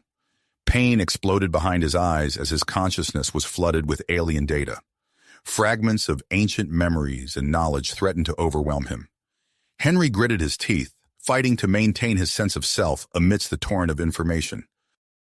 Through sheer force of will, he pushed through the mental onslaught, focusing on his mission. His fingers flew over the console, inputting commands with newfound certainty. The reactor surged to life, power flowing through long-dormant conduits. As energy raced towards the surface, the underground city shuddered. Cracks spread across the reactor chamber's walls, and chunks of ceiling crashed to the floor. Henry stumbled, narrowly avoiding a falling support beam. On the surface, Dr. Voss and Krelzar felt the ground tremble beneath their feet. Indicators on their equipment spiked, registering the incoming surge of power from below. "It's working!" Krelzar exclaimed, his tentacles a blur as he made final adjustments to the emitter. Dr. Voss nodded, her face grim with tenacity. "Let's hope it's enough." As they prepared to activate the device, the first tendrils of the terraforming machine's energy field touched the planet's surface. The alien technology began its insidious work, molecular changes rippling outward from the points of contact. With the beast still rampaging through the colony, the terraforming machine descending from above, and Henry trapped in the collapsing underground city, the defenders of Zartha faced a moment of truth. The fate of two civilizations hung in the balance, dependent on the success of their audacious attempt. Dr. Voss's hand hovered over the emitter's activation switch, waiting for the perfect moment to unleash its power against the beast. The air crackled with tension as human and Wagner alike held their breath, hoping against hope that their plan would succeed. As Dr. Voss's finger descended towards the switch, a sudden tremor shook the ground, nearly throwing her off balance. "Now!" Krelzar shouted, his tentacles steadying the device. Dr. Voss slammed her hand down on the activation switch. The emitter hummed to life, its components vibrating with impossibly strong energy. A blinding pulse of electromagnetic force erupted from the device, expanding outward in a rapidly growing sphere. The pulse struck the beast first. Its massive form shuddered, programmable matter rippling and contorting as the energy coursed through it. For a moment, it seemed as if the creature might tear itself apart. Then abruptly, its movements became more controlled, its chaotic thrashing subsiding. As the pulse continued to expand, it encountered the descending, terraforming machine. The alien construct's energy field fluctuated wildly, patterns of light racing across its surface. The air crackled with competing forces, and for a breathless moment, it seemed as if the emitter might fail. Then, with a sound like thunder, the pulse pushed through. The terraforming machine's descent faltered, its systems momentarily disrupted. Dr. Voss and Krelzar exchanged a look of cautious hope, but their victory was short-lived. The terraforming machine quickly began to adapt, its energy field stabilizing. It resumed its inexorable descent, now emitting a strange, shimmering field that spread across the landscape. Where it touched, plant life withered and the ground cracked and shifted, the very molecular structure of Zartha beginning to change. Major Hawkins's voice crackled over the comms. "All units, fall back to defensive line Bravo. I repeat, fall back to defensive line Bravo." The retreat was chaotic.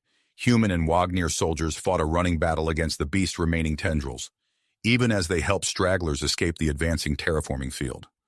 Buildings crumbled, and the ground beneath their feet became increasingly unstable. Colonel Steele coordinated the evacuation efforts from the command center, his face grim as reports flooded in. "The tunneling vehicles are malfunctioning," he reported. "We've got people trapped underground." As if in response to this new crisis, Jake Hawkins's voice cut through the comm chatter. "I know those systems. I can help. Give me a team, and we'll get those people out." Steele hesitated for only a moment before responding. "Granted. Don't make me regret this, Hawkins." As Jake led his team to the rescue, a new figure burst into the command center. Dr. Marius Lang, the colony's chief xenobiologist, clutched a data pad in his hands, his eyes wild with excitement. "I've done it!" he exclaimed, pushing his way to Dr. Voss's station. "I found a way to communicate with the beast." Dr. Voss looked up from her work, skepticism warring with desperate hope on her face. "Explain," she demanded. As Dr. Lang launched into his explanation, detailing his study of the beast's programmable matter, the creature itself underwent a startling transformation. Its random destruction ceased, and it began to move with purpose towards the terraforming machine. "Are you seeing this?" Major Hawkins's voice was filled with disbelief. "The beast! It's engaging the terraformer!" Dr. Voss quickly incorporated Dr. Lang's data into the emitter's control systems. It was a risky move, but they were out of options. She reactivated the device, sending another pulse of energy towards the battling titans. The effect was immediate and dramatic. The beast's form stabilized further, its movements becoming more precise and controlled. It grappled with the terraforming machine, the two massive entities locked in a struggle that shook the very foundations of the colony. As the defenders watched in awe, a battered figure emerged from a nearby access hatch. Henry Russell stumbled towards them, his face pale and drawn, clutching a portable device in his hands. "I've got it," he gasped, collapsing into a nearby chair. The control interface for the beast. It was there, in the city. Dr. Voss rushed to his side, taking the device. "This could be the key," she said, her fingers flying over its surface. "If we can fully control the beast, we might have a chance against the terraformer." As she worked to integrate the new data, Major Hawkins reorganized his forces. "Set up defensive positions around the emitter," he ordered. "Support the beast's efforts against the terraformer. This is our chance." The battle raged on, the beast now fighting with renewed purpose against the alien construct. The defenders of Zartha rallied behind their unexpected ally, pouring fire into the terraforming machine's vulnerable points. But the alien construct was far from defeated. Its energy field continued to expand, transforming more of Zartha with each passing moment. The defenders found themselves in a race against time, fighting not just for their colony, but for the very planet itself. As the titanic struggle continued overhead, Dr. Voss worked feverishly to unlock the secrets of the beast control system. The fate of Zartha hung in the balance, dependent on the success of their high-stakes endeavor. Henry, recovering from his ordeal in the underground city, joined her at the console. "There's more," he said, his voice hoarse. "The neural interface. I saw things. About the Wagnir, about the beast, about all of this. We need to—" His words were cut off as a massive tremor shook the ground. The beast had landed a significant blow against the terraforming machine, but the alien construct's retaliation was swift and terrible. A beam of energy lanced down from the sky, carving a glowing furrow across the landscape and nearly bisecting the colony. As alarms blared and systems failed across the settlement, the defenders of Zartha steeled themselves for the next phase of the battle. The beast roared its defiance at the terraforming machine, and for a moment, human and Wagnir alike found themselves united in a shared cry of drive. The fight for Zartha's future was nowhere near the end. The defenders of Zartha steeled themselves for the next phase of the battle. The beast roared its defiance at the terraforming machine, and for a moment, human and Wagnir alike found themselves united in a shared cry of perseverance. The fight for Zartha's future was just the beginning. As the titanic struggle raged on overhead, Henry Russell burst into the command center, his face pale and drawn, clothes singed and torn. He stumbled towards Dr. Voss and Krelzar, clutching a portable device in his trembling hands. "I've got it," he gasped, collapsing into a nearby chair. "The control interface for the beast. It was there, in the city." Dr. Voss rushed to his side, taking the device. Her eyes widened as she examined its alien interface. "This could be the key," she said, her fingers flying over its surface. "If we can fully control the beast, we might have a chance against the terraformer." Krelzar's tentacles quivered with excitement as he peered at the device. "Remarkable. The Ancient One's technology never ceases to amaze me." As Dr. Voss worked to integrate the new data, the command center buzzed with frantic activity. Technicians and scientists huddled around monitors, analyzing the ongoing conflict and relaying information to the defense forces. Major Hawkins's voice crackled over the comms. "All units, concentrate fire on the terraformer's lower quadrant. We've identified a potential weak spot." Outside, the ground shook violently as the beast grappled with the massive alien construct. The colony's buildings groaned under the strain, windows shattering and structures creaking ominously. Colonel Steele strode into the command center, his uniform covered in dust and debris. "The civilian evacuation is complete," he reported. "I'm redirecting our remaining forces to support the defense efforts." He turned to a nearby technician. "Activate the experimental shield generators. We need to protect our core infrastructure." As the colonel issued orders, Dr. Marius Lang approached Dr. Voss's station, his eyes wild with excitement. "I've made a breakthrough," he announced, brandishing a datapad. "I've developed a rudimentary interface that allows for more direct control of the beast's programmable matter." Dr. Voss looked up from her work, hope warring with caution on her face. "That's excellent news, but how do we implement it?" Dr. Lang's expression turned grim. "It requires a neural link, similar to what Henry experienced in the underground city. The risks are significant."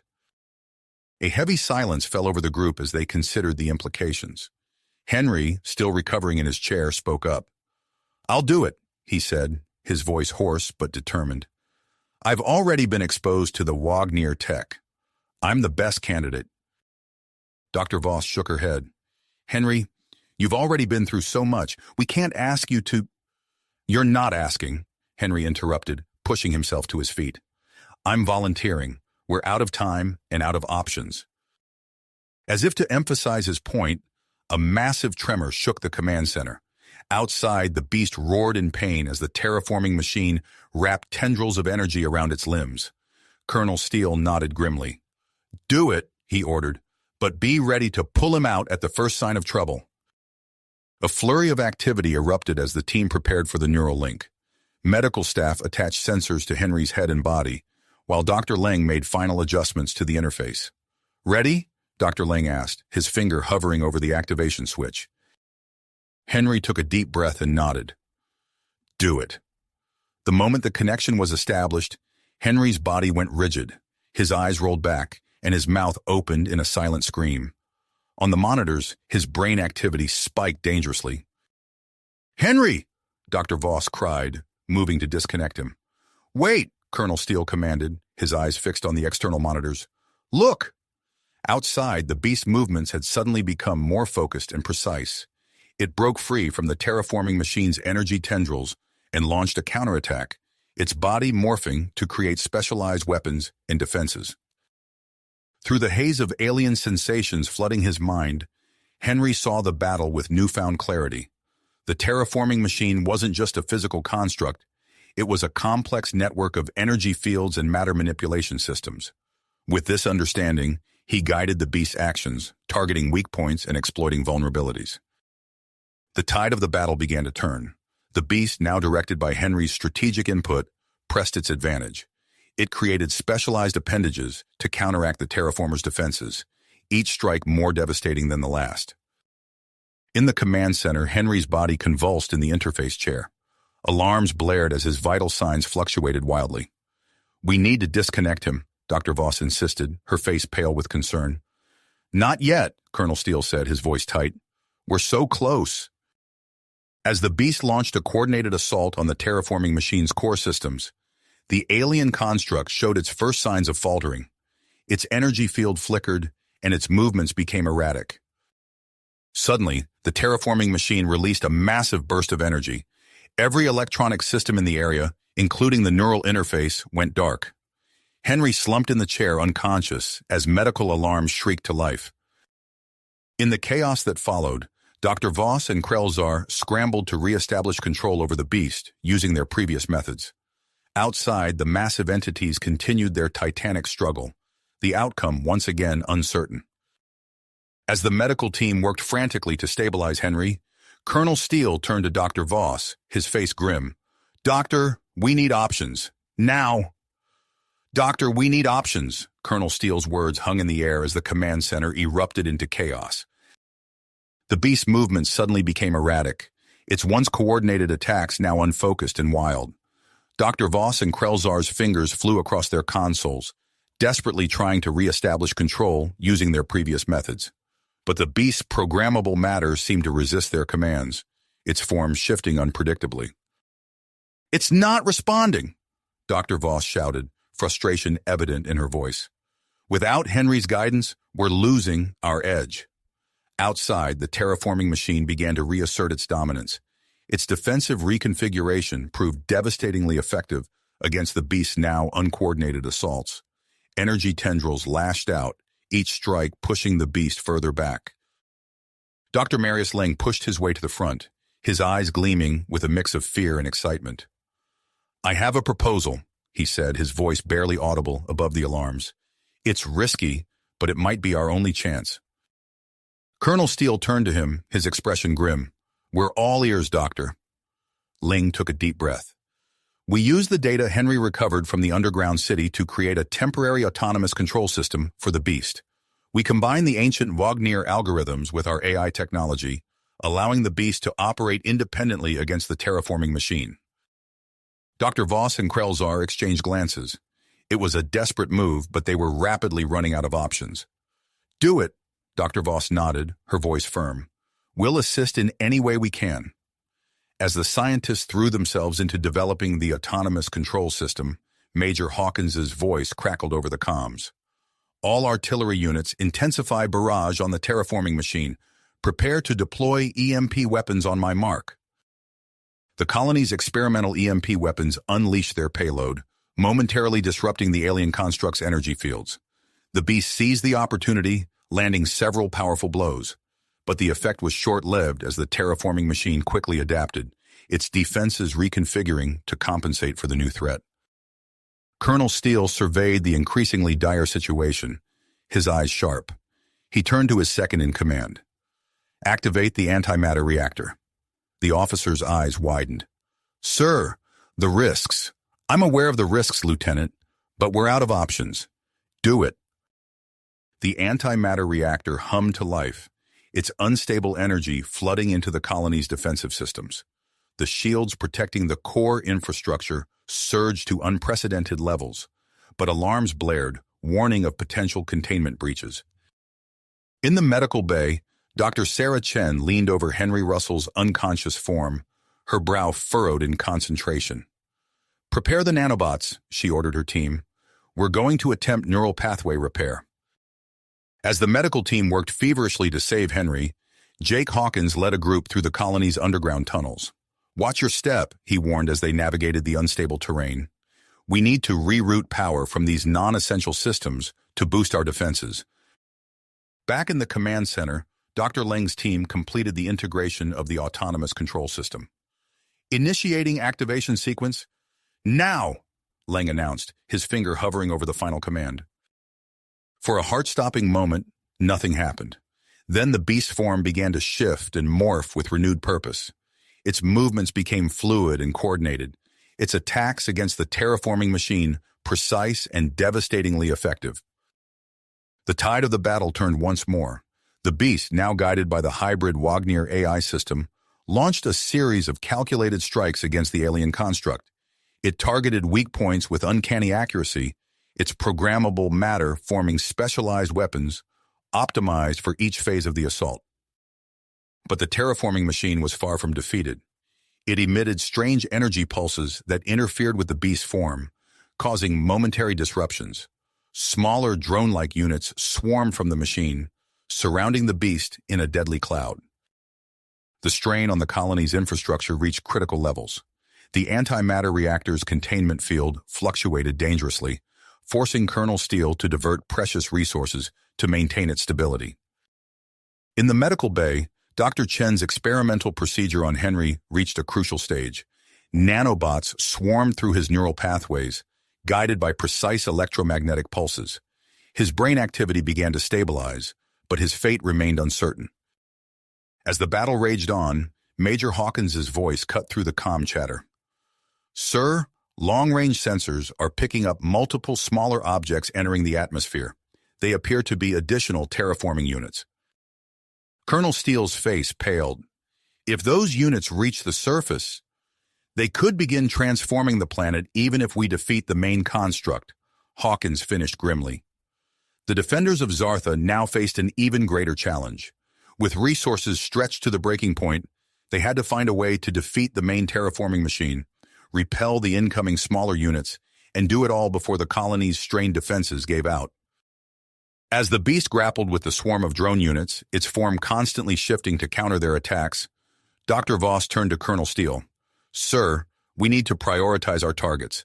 The beast can't handle both the main construct and these new threats simultaneously. The colonel nodded, his eyes fixed on the tactical display. Major Hawkins, redirect our surface-to-air defenses to intercept those incoming units.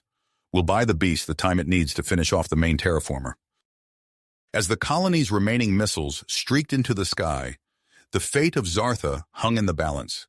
The survival of both human and Wagner civilizations would be decided in the next crucial moments of this epic struggle. Battle. The survival of both human and Wagner civilizations would be decided in the next crucial moments of this epic confrontation. As the beast grappled with the swarm of drone units, its form constantly shifting to counter their attacks, the effectiveness of its assault on the main terraforming machine began to wane. The hybrid Wagner AI system guiding the beast's actions, while impressive, lacked the intuitive understanding that Henry Russell had provided through the neural link. Dr. Voss's fingers flew across her console, her brow furrowed in concentration. The terraforming machine is adapting to the beast's strategies faster than we can update them, she reported, her voice tense. We need a new approach. Colonel Steele nodded grimly, his eyes fixed on the tactical display. Major Hawkins, status report on those incoming units. Hawkins's voice crackled over the comm system, punctuated by the sound of distant explosions. Sir, we've deployed our atmospheric interceptors to engage the smaller terraforming units. It's a tough fight up there, but we're doing our best to keep them from reaching the surface. As if on cue, a brilliant flash illuminated the sky, followed by a thunderous boom. One of the interceptors had successfully destroyed an incoming unit, but the victory was short-lived as more alien constructs breached the upper atmosphere. In the medical bay, Dr. Sarah Chen leaned over Henry Russell's prone form, her eyes darting between his vital signs and the swarm of nanobots visible on the high-resolution scanner. Come on, Henry, she murmured, watching as the microscopic machines rewired his neural pathways. Suddenly, Henry's eyes snapped open. He gasped, his body arching off the bed as if electrified.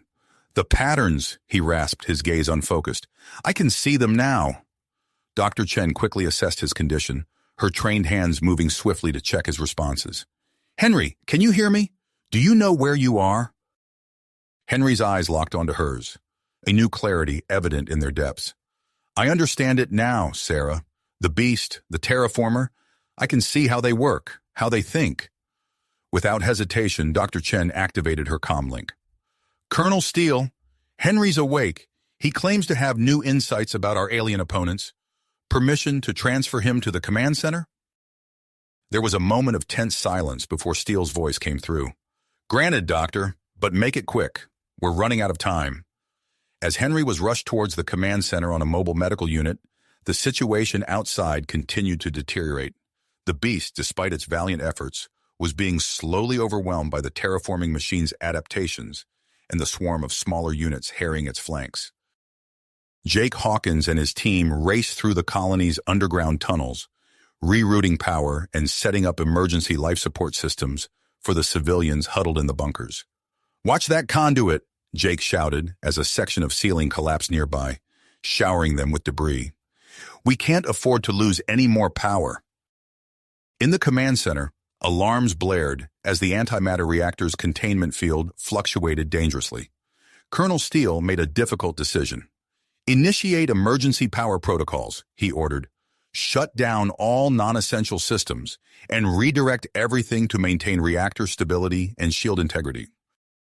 Throughout the colony, lights dimmed and systems powered down as every available joule of energy was diverted to their defenses in the unstable reactor.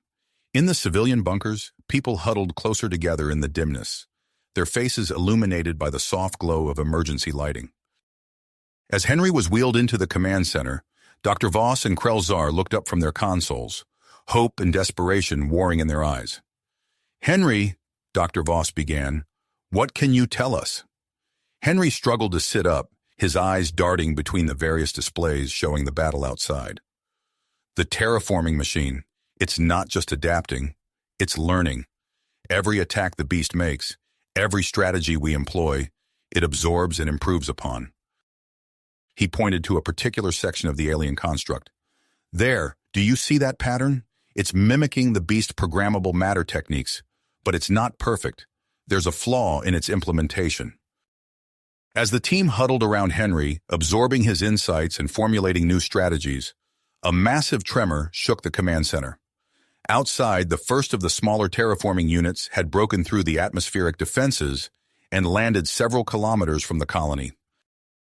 Through the external cameras, they watched in horror as the area around the alien construct began to change.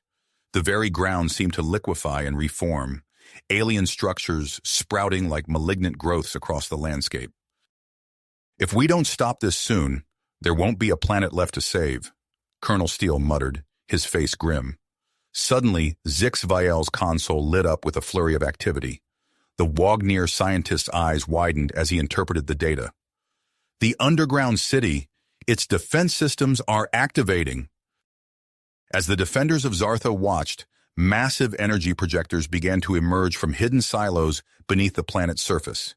The ancient Wagnir technology, awakened by the battle raging above, prepared to unleash its power against the alien invaders. Henry's eyes gleamed with a newfound understanding. "That's it," he whispered. "That's how we win this." The command center erupted into a flurry of activity as Henry shared his plan, combining the power of the ancient Wagnir defenses with the beast's adaptive capabilities and the colony's remaining firepower. As they raced against time to implement this final, desperate strategy, the fate of Zartha hung in the balance. The next few moments would determine whether humanity and their Wagnir allies could turn the tide against the relentless alien threat. Terraforming machines' relentless assault. As Henry was wheeled into the command center, the air crackled with tension and desperate hope. Dr. Voss and Krelzar looked up from their consoles, their eyes reflecting a mix of exhaustion and renewed perseverance.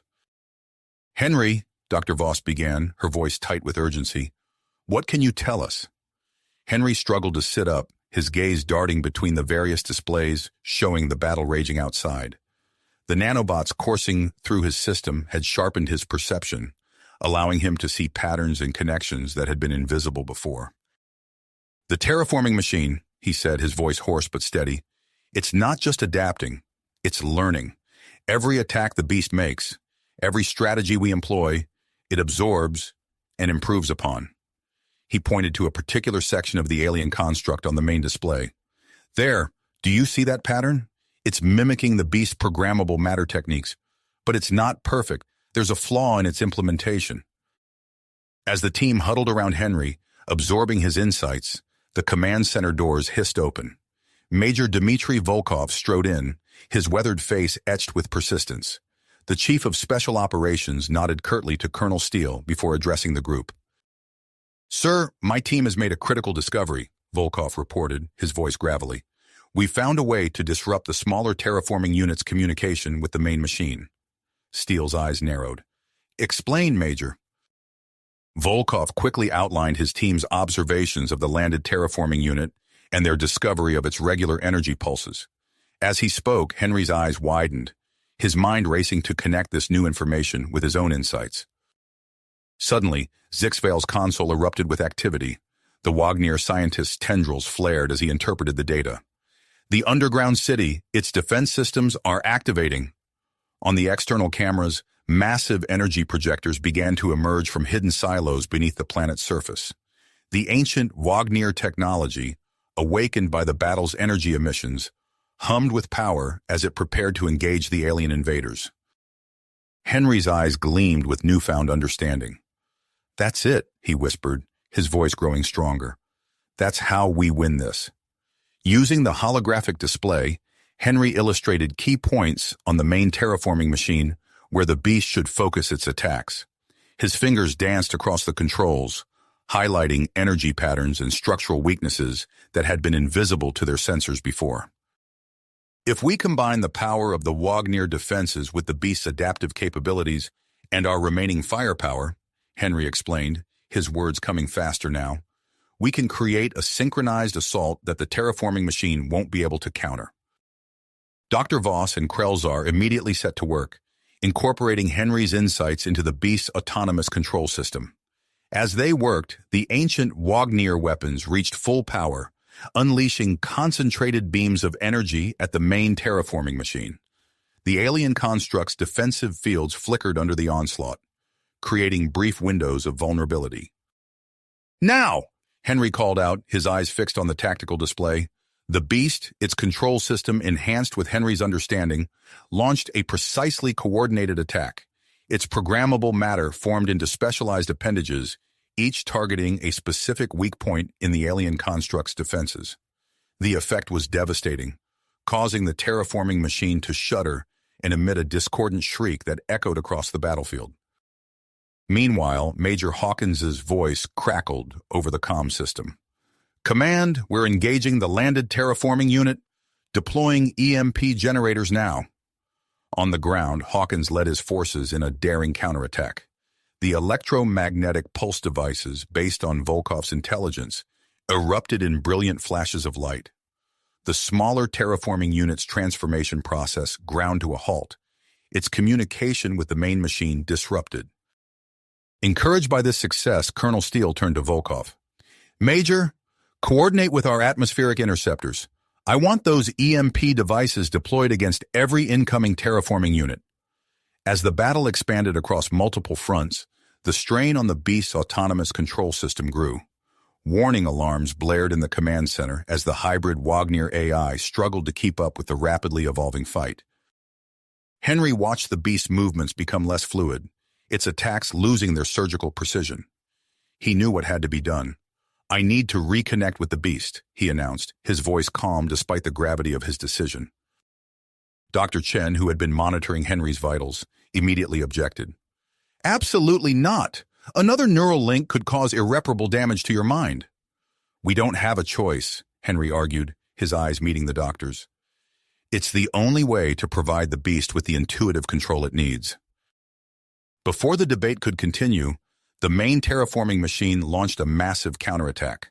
A swarm of smaller drone-like units poured from its structure, overwhelming the beast and the colony's defenses. Colonel Steele's face was grim as he made the call. "Do it," he ordered, turning to Henry, "but you pull out the moment it becomes too much." As the medical team rushed to set up a makeshift neural interface, the situation outside deteriorated rapidly. The beast fought valiantly against the swarm of drones, but its movements were becoming increasingly erratic. Henry lay back, electrodes attached to his temples. He took a deep breath, steeling himself for what was to come. "I'm ready," he said, his voice barely above a whisper. Dr. Chen initiated the link, and Henry's world exploded into a kaleidoscope of sensations. His consciousness merged with the beast's vast network of programmable matter, every atom singing with potential. The effect on the battlefield was immediate and dramatic. The beast's movements became fluid once more, its attacks on the terraforming machine more devastating than ever before. Henry guided the alien creature with an instinctive understanding, anticipating the enemy's adaptations and countering them before they could take effect. As the tide of battle began to turn, the defenders of Zartha rallied.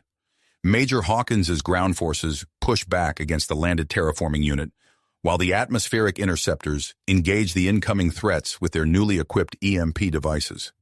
The ancient Wagner weapons continued their relentless barrage, their energy beams slicing through the sky. But the strain on Henry's mind grew with each passing moment. Dr. Chen watched her monitors with increasing alarm as dangerous spikes in his brain activity threatened to overwhelm him. The race against time intensified, with Henry pushing himself and the beast to their limits.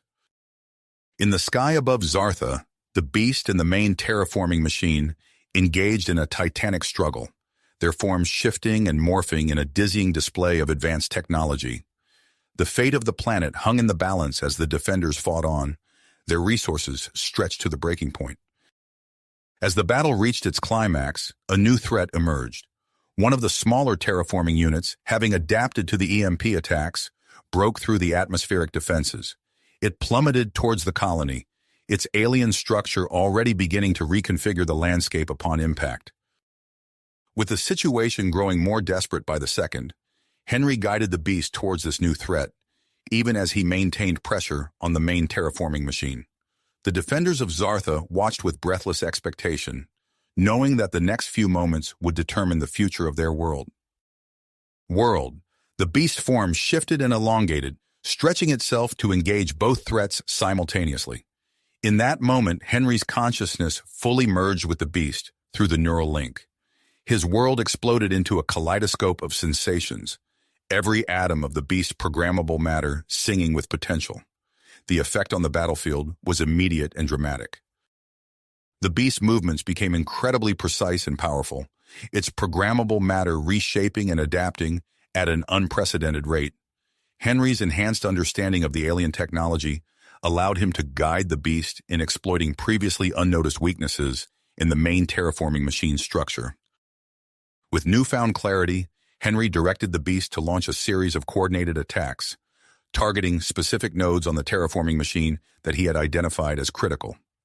Each strike caused cascading failures throughout the alien construct, disrupting its ability to maintain its defensive fields and coordinate with the smaller units. The main terraforming machine began to show signs of instability, its massive forms shuddering and emitting erratic energy pulses. The smaller unit that had broken through the atmospheric defenses found itself suddenly isolated, its connection to the main machine severed by the beast's precise attacks. Meanwhile, Major Volkov's intelligence proved invaluable in the fight against the other terraforming units. Using the disruption tactics developed by Volkov's team, Major Hawkins led a group of combat engineers in deploying a network of EMP generators around the perimeter of the colony. The air crackled with electromagnetic energy as the generators created a protective barrier, interfering with the communication between the smaller units and the main machine. Colonel Steele's voice cut through the chaos in the command center. "We're getting reports of a new development," he announced, his eyes fixed on the main display. "The Wagner weapons are having an unexpected effect on Azartha's atmosphere."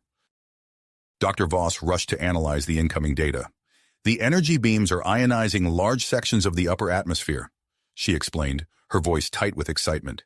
"It's creating a charged particle field that's interfering with the terraforming machine's sensors and energy projection capabilities." A plan quickly formed in Dr. Voss's mind. She turned to Colonel Steele, her eyes blazing with drive. "Sir, if we can amplify this effect, we might be able to turn the tide of the battle." Steele nodded, immediately grasping the potential. "Do it, Doctor. Whatever resources you need." Dr. Voss set to work, her fingers flying across the controls as she redirected the colony's remaining power resources to activate a series of atmospheric processors.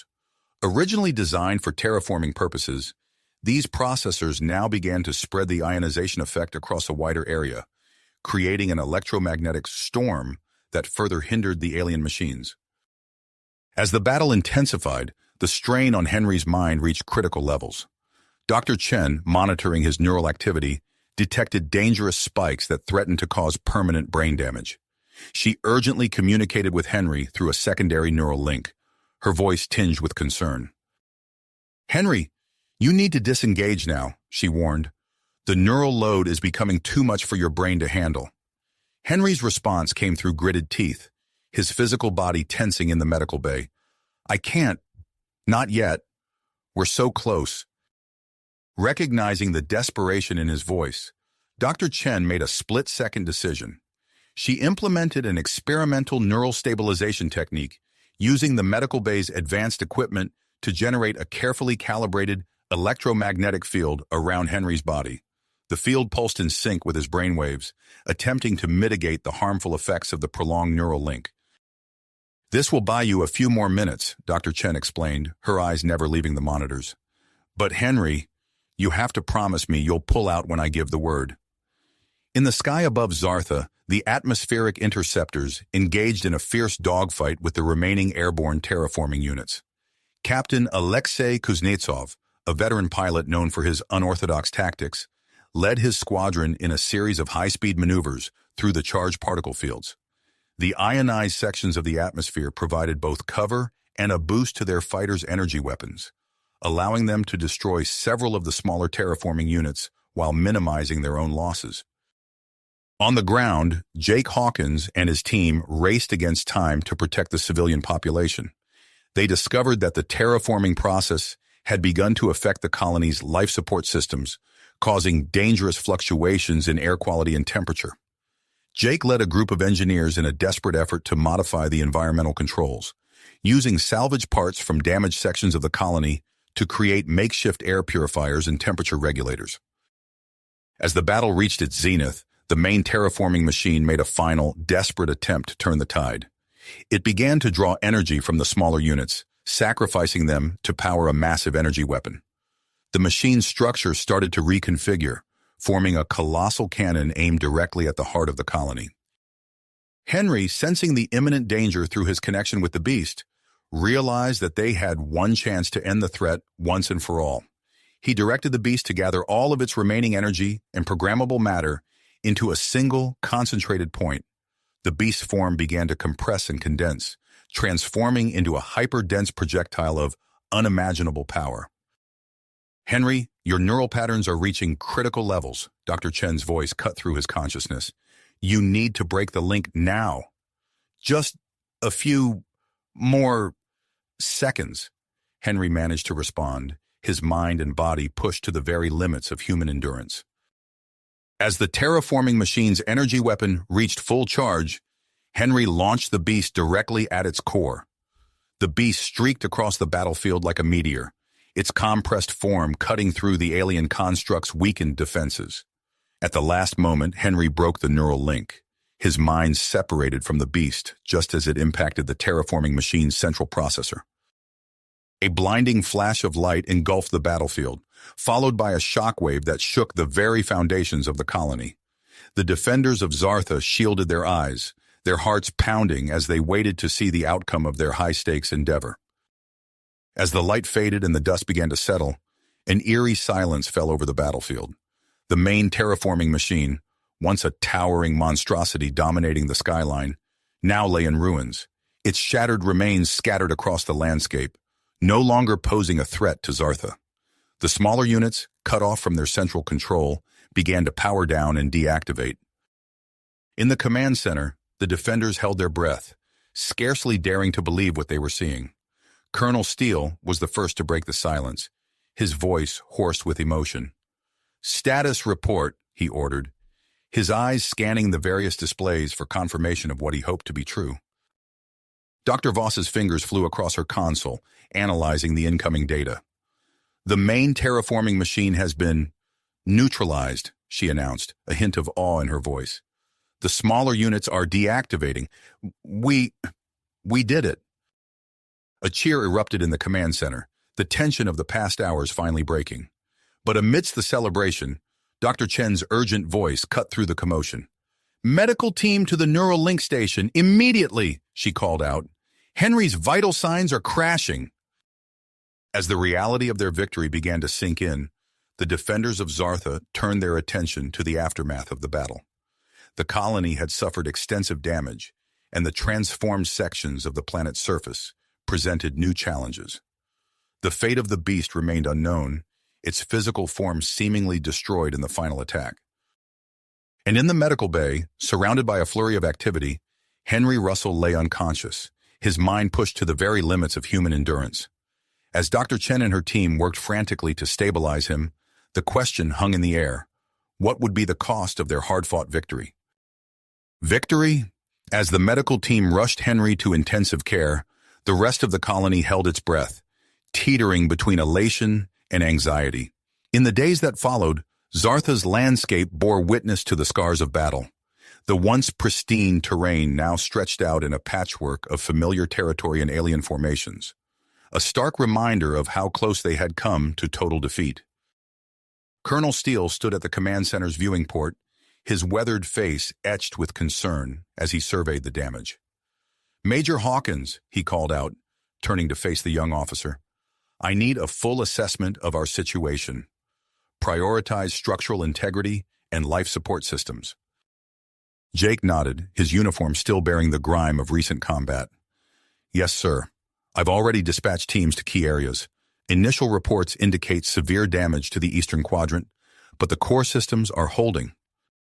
As they spoke, Dr. Chen's voice crackled over the comm system. "Colonel, I need to speak with you regarding Henry's condition. It's complicated." Steele's brow furrowed. "On my way, Doctor. Hawkins, you have the con." In the medical bay, Dr. Chen stood over Henry's unconscious form, her eyes darting between his still figure and the array of monitors surrounding him. As Steele entered, she turned, her face a mask of professional concern tinged with personal worry. "What's his status?" Steele asked, his voice low. Chen shook her head. "Physically, he's stable, but his neural patterns—" She gestured to a screen displaying a chaotic swirl of colors and lines. "I've never seen anything like this. It's as if his mind is still trying to process the vast amount of data from his merger with the beast." Steele leaned in, studying the display. "Will he recover?" I don't know," Chen admitted. "We're using everything we've learned from the Wagner neural interface to try and stabilize him, but we're in uncharted territory here." As they discussed Henry's condition, The door slid open, admitting Dr. Voss and Krelzar. The Wagner scientist's normally iridescent skin seemed dulled, a sign of exhaustion even among his species. "Colonel," Voss began, her voice tight with urgency, "we've detected something at the site of the beast's final attack. There are energy signatures, faint but unmistakable." Steele's head snapped up. "What kind of energy signatures?" Krelzar stepped forward, his multifaceted eyes gleaming. "They bear similarities to the beast's programmable matter. It appears that some fragments may have survived the explosion." The implications hung heavy in the air. Steele's mind raced through potential scenarios, each more concerning than the last. "Quarantine the area immediately. No one goes in or out without my direct authorization." As the group dispersed to their tasks, the colony buzzed with activity. In the main plaza, Jake Hawkins coordinated with civilian leaders, managing the controlled chaos of people returning from emergency shelters. "Please remain calm," Jake's voice boomed over the public address system. "We're working to assess and repair the damage. Your patience and cooperation are crucial at this time." Among the crowd, whispers and theories spread like wildfire. Some spoke of the battle with awe, recounting the beast's final, heroic charge. Others voiced concerns about the changed landscape visible beyond the colony's boundaries. In a secure area near the colony's perimeter, Major Volkov led a team examining the remnants of the smaller terraforming units. His voice was gruff as he addressed his team. "Remember, these things may look dead, but we treat them as active threats, full containment protocols at all times." High above the colony, Captain Kuznetsov piloted his interceptor through Zartha's turbulent upper atmosphere. The sky around him shimmered with unnatural auroras, a result of the ionization field created during the battle. "Control, this is Kuznetsov," he reported. "You're not going to believe this, but I'm seeing new mountain formations to the north. The planet's geology is changing before our eyes." As the day wore on, a new arrival added another layer to the complex situation. Dr. Marcus Reeves, the colony's chief ecologist, returned from his long-term expedition, his eyes wide as he took in the transformed landscape. "This is incredible," Reeves muttered, his scientific curiosity warring with shock. "The terraforming process has accelerated years of geological change in a matter of hours." In the depths of the Wagner city, Zix led a team through cavernous halls filled with ancient technology, their lights illuminated walls covered in intricate glyphs and diagrams. "Look here," Zix called out, his voice echoing in the vast space. "These records speak of previous encounters with the terraforming machines. There might be information on how to reverse their effects." As night fell on the altered world of Zartha, the colony's leaders gathered to assess their situation and plan their next moves. The challenges ahead were daunting: adapting to a changed planet, managing limited resources, and unraveling the mysteries left in the wake of the battle. And in a closely guarded lab, Dr. Voss and Krelzar huddled over instruments monitoring the quarantine site of the beast's last stand. The energy readings fluctuated, a faint pulse that hinted at something slowly taking shape amidst the wreckage. The defenders of Zartha had won their battle, but as they stood on the threshold of a new chapter in their planet's history, one question loomed large.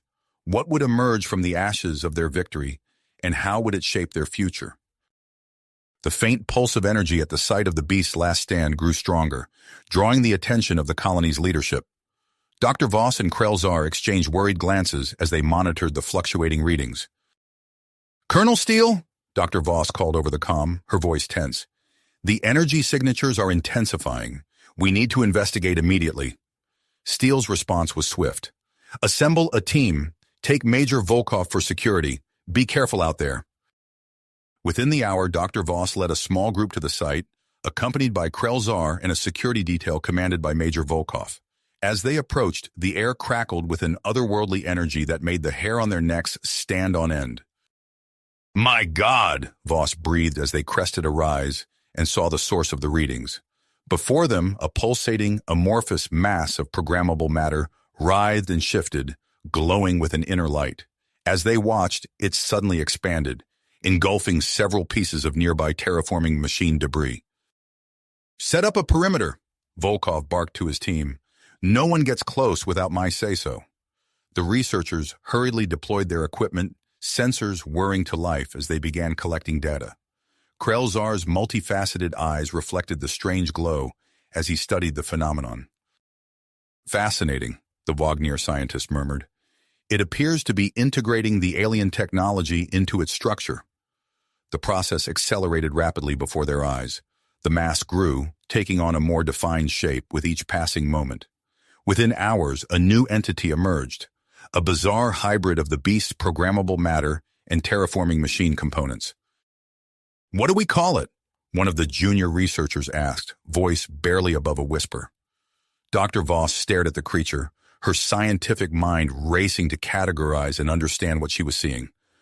"Chimera," she said finally. "We'll call it Chimera." As they observed, the Chimera began to alter the immediate environment around it. The ground shifted and warped, taking on alien characteristics that spread outward in a slowly expanding circle. Major Volkov tapped his comm unit. "Colonel, we have a situation here. The new entity is demonstrating terraforming abilities. Request immediate evacuation of the area and establishment of a larger quarantine zone." Back at the colony, alarms blared as Steele initiated emergency protocols. Defense systems hummed to life, and civilians were directed to prepare for possible evacuation to the bunkers. In the medical bay, Henry Russell's monitors suddenly lit up with activity. Dr. Chen rushed to his side as he began to convulse, his body arching off the bed. "We need to stabilize him," she shouted to her team. "Get me 10 cc of—" Her words were cut off as Henry's eyes snapped open, and he began to mutter in a strange mix of human language and alien sounds. The medical team worked frantically to keep him stable as his vital signs fluctuated wildly. Meanwhile, Jake Hawkins found himself facing a new crisis. The civilians, many still traumatized from the recent battle, reacted with panic to the news of a potential new threat. "Please, everyone, remain calm," Jake's voice echoed through the colony's public address system. "We're taking all necessary precautions. Your safety is our top priority." He turned to a group of community leaders who had gathered around him. "I need your help to keep everyone informed and under control. We can't have panic spreading through the colony." As the day wore on, the situation grew more complex. Dr. Marcus Reeves, the colony's chief ecologist, burst into the command center, his face pale with concern. "Colonel Steele," he said out of breath, "I've been analyzing the areas affected by the initial terraforming process. The alien environments are spreading faster than we anticipated. If this continues unchecked, large portions of Zartha could become uninhabitable for both humans and Wagners." Steele's expression hardened. "Understood, Doctor. What options do we have to counter this?" Before Reeves could respond, a transmission came in from the Wagner underground city. Zix Viel's holographic image appeared, his usually calm demeanor tinged with excitement. "We've made a breakthrough in the archives," he announced. "There are references to an ancient device called the harmonic resonator. Our ancestors used it to counteract hostile terraforming. However, the device is in pieces, scattered throughout the complex." As the colony's leadership grappled with these new developments, Captain Alexei Kuznetsov and his squadron took to the skies. Their mission, to collect atmospheric samples from the expanding alien environments. Kuznetsov's voice crackled over the comm as his ship approached one of the affected areas. "Control, I'm seeing some strange energy patterns here. It's like the air itself is— Wait, what's happening?" His transmission was interrupted by a burst of static. In the cockpit, warning lights flashed as Kuznetsov's ship was caught in a swirling vortex of alien energies. The veteran pilot fought with the controls, his ship bucking and twisting as it was partially transformed by the otherworldly forces. With a final burst of power, Kuznetsov managed to break free, his ship limping back towards the colony. As he approached the landing zone, ground crews stared in shock at the half-transformed vessel, its hull now a bizarre mix of human and alien technology. As night fell on Zartha, the colony buzzed with activity. Engineers worked to reinforce the power grid against the Chimera's electromagnetic pulses. Security teams patrolled the perimeter, eyes scanning for any sign of reactivating terraforming units. And in the medical bay, Dr. Chen watched over Henry Russell, noting with growing concern how his brain activity seemed to sync with the pulses emanating from the chimera. The defenders of Zartha faced a threat unlike any they had encountered before, a creature that combined the worst aspects of the beast and the terraforming machines. As they prepared for whatever might come next, one question loomed large in everyone's minds. How could they hope to stop something that seemed to be evolving beyond their understanding? Comprehension as the chimera continued to evolve and spread its influence across Zartha's landscape. Colonel Steele stood at the command center's main viewport, his face grim as he surveyed the rapidly changing terrain beyond the colony's boundaries. The once familiar hills and valleys were now a patchwork of alien growth and bizarre formations, pulsing with an otherworldly energy that seemed to mock their efforts at containment. "Status report," Steele barked, turning to face his assembled team. Major Volkov stepped forward, his usually stoic demeanor tinged with concern. "Sir, the Chimera's expansion is accelerating. We've established defensive perimeters as ordered, but—" He hesitated, then continued. "The creature's ability to manipulate both organic and technological matter is proving more formidable than we anticipated." Steele nodded, his face hardened. "And the terraformed areas?" Dr. Marcus Reeves, the colony's chief ecologist, pulled up a holographic map of the surrounding region. Red zones indicating alien transformation pulsed and grew before their eyes. "The affected areas are expanding at an alarming rate, Colonel. At this pace, we'll lose critical agricultural zones within days." As if on cue, Jake Hawkins burst into the command center, his normally calm demeanor shaken. "Colonel, we have a situation. The civilians are panicking. Food shortages are becoming a real concern, and people are demanding answers." Steele's mind raced through potential solutions. "Jake, I need you to organize teams to set up indoor hydroponic farms within our protected zones. It won't be easy with our limited resources, but it's our best shot at maintaining our food supply." Jake nodded, already tapping notes into his datapad. "I'll get on it right away." The colonel turned back to the viewport, his eyes narrowing as he spotted a glint of metal in the sky. "Is that Kuznetsov?" Dr. Voss checked her monitors and confirmed, "Yes, sir. Captain Kuznetsov is returning from his atmospheric sampling mission." They watched as the interceptor approached, its movements erratic. As it drew closer, gasps of shock echoed through the command center. The ship's hull was a bizarre fusion of human and alien technology, twisted and warped by the forces it had encountered. "Get a medical team to the landing zone immediately," Steele ordered, already moving towards the exit. "And someone find Dr. Petrova. We need her expertise on this." As they rushed to meet the incoming ship, alarms blared throughout the colony. New energy signatures were detected, emanating from the dormant terraforming units scattered across the battlefield. Major Volkov's voice crackled over the comm system. "Colonel, we've got a problem. The terraforming units are reactivating. They're responding to the Chimera's energy pulses." Steele's mind raced through the implications. "Can we destroy them?" "We're trying, sir," Volkov responded, the sound of weapons fire in the background. "But our conventional weapons are having little effect. This alien tech is resilient." As they reached the landing zone, Kuznetsov's ship touched down, its hull still shifting and reforming. The canopy opened with a hiss and the pilot stumbled out, his flight suit partially fused with the alien material. Dr. Elena Petrova, the newly arrived xenobiology expert, pushed through the crowd, her eyes wide with a mix of scientific curiosity and concern. "Fascinating," she murmured, running a handheld scanner over Kuznetsov's transformed suit. "The alien energy has integrated with the ship's systems at a molecular level." As medical teams worked to stabilize Kuznetsov, Dr. Petrova turned to Colonel Steele. "Sir, I need to study this immediately. The data from Captain Kuznetsov's encounter could be crucial to understanding the Chimera's capabilities." Steele nodded his agreement, then turned as his comm unit buzzed. Dr. Chen's voice came through, tense and urgent. "Colonel, you need to come to the medical bay immediately. It's Henry Russell. His condition has changed."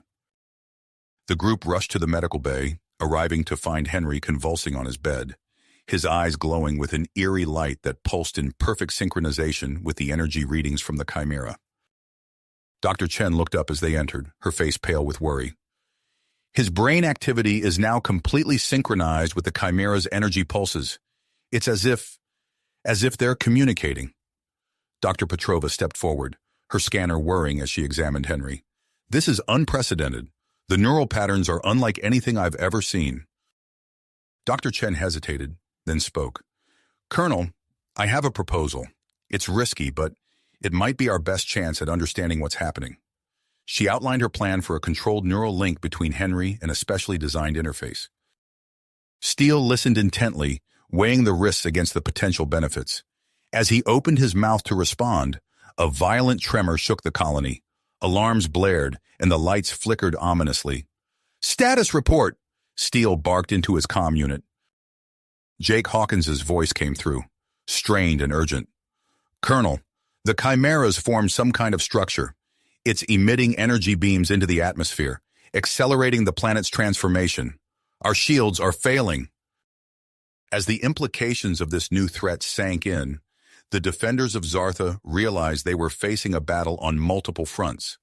The Chimera's relentless expansion, the reactivating terraforming units, and now this new atmospheric assault pushed their resources to the breaking point.